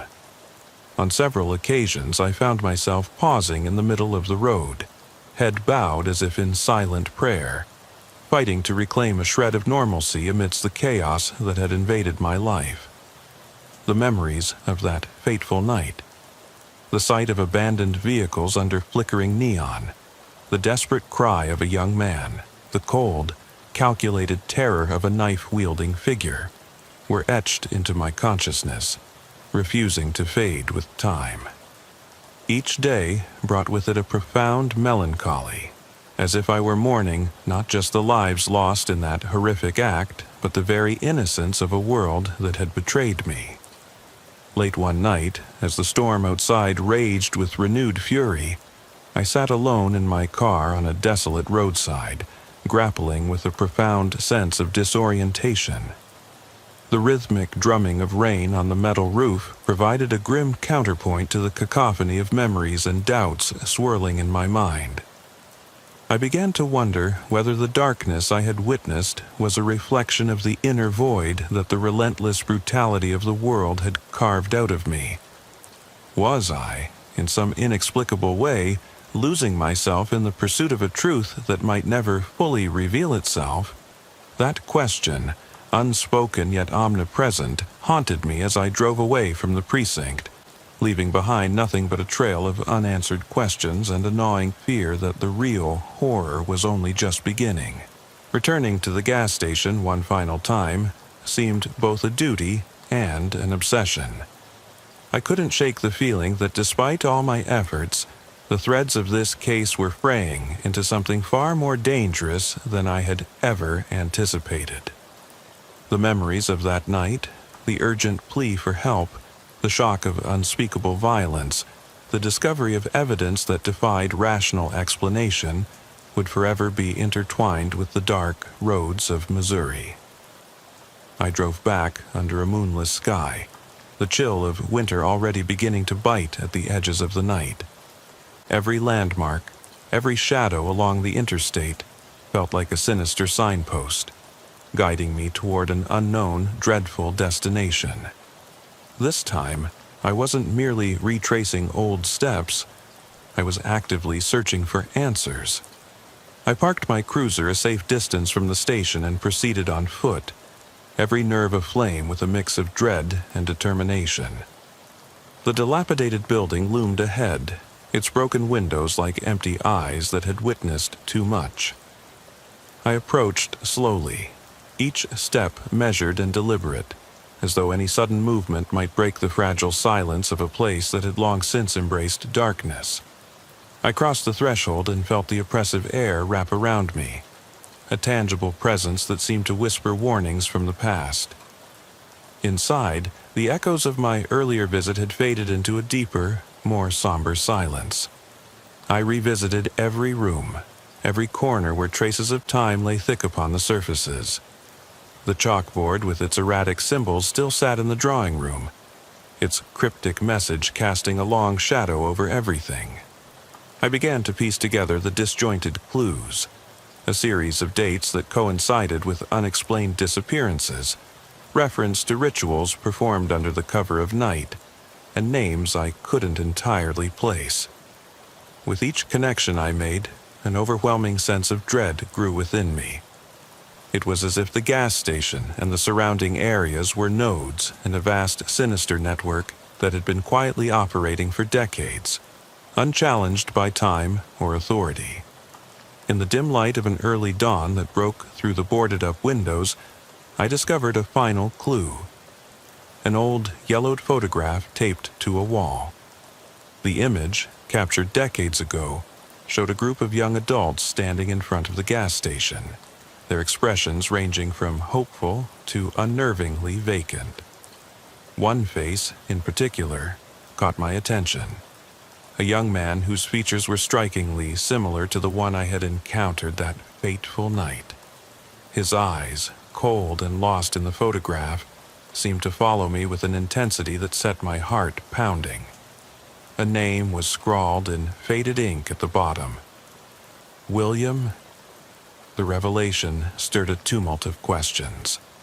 Had this man been involved all along? Was he part of a cycle of violence that stretched back generations? As I gathered my thoughts and documented every detail, I began to sense that I was not the only one drawn back to this cursed location. In the distance, from somewhere near the edge of the property, I heard footsteps, soft, deliberate, and not entirely in step with mine. I froze, every muscle tense and alert, as those footsteps grew nearer, accompanied by a low, almost imperceptible murmur that seemed to emanate from the very walls of the gas station. In that fraught moment, the past and present collided. I felt an overwhelming surge of emotions, dread, sorrow, and an inexplicable need for redemption. Could it be that the events of that night were not isolated acts of violence, but part of a macabre ritual that repeated itself, leaving behind echoes of torment that reverberated through time? I reached for my radio, intending to call for backup, but the device was silent, dead, as though it too were a casualty of the relentless cruelty that had taken hold of this place. In that instant, I was utterly alone, a solitary figure caught between the familiar protocols of duty and a visceral, almost primal fear that hinted at the supernatural.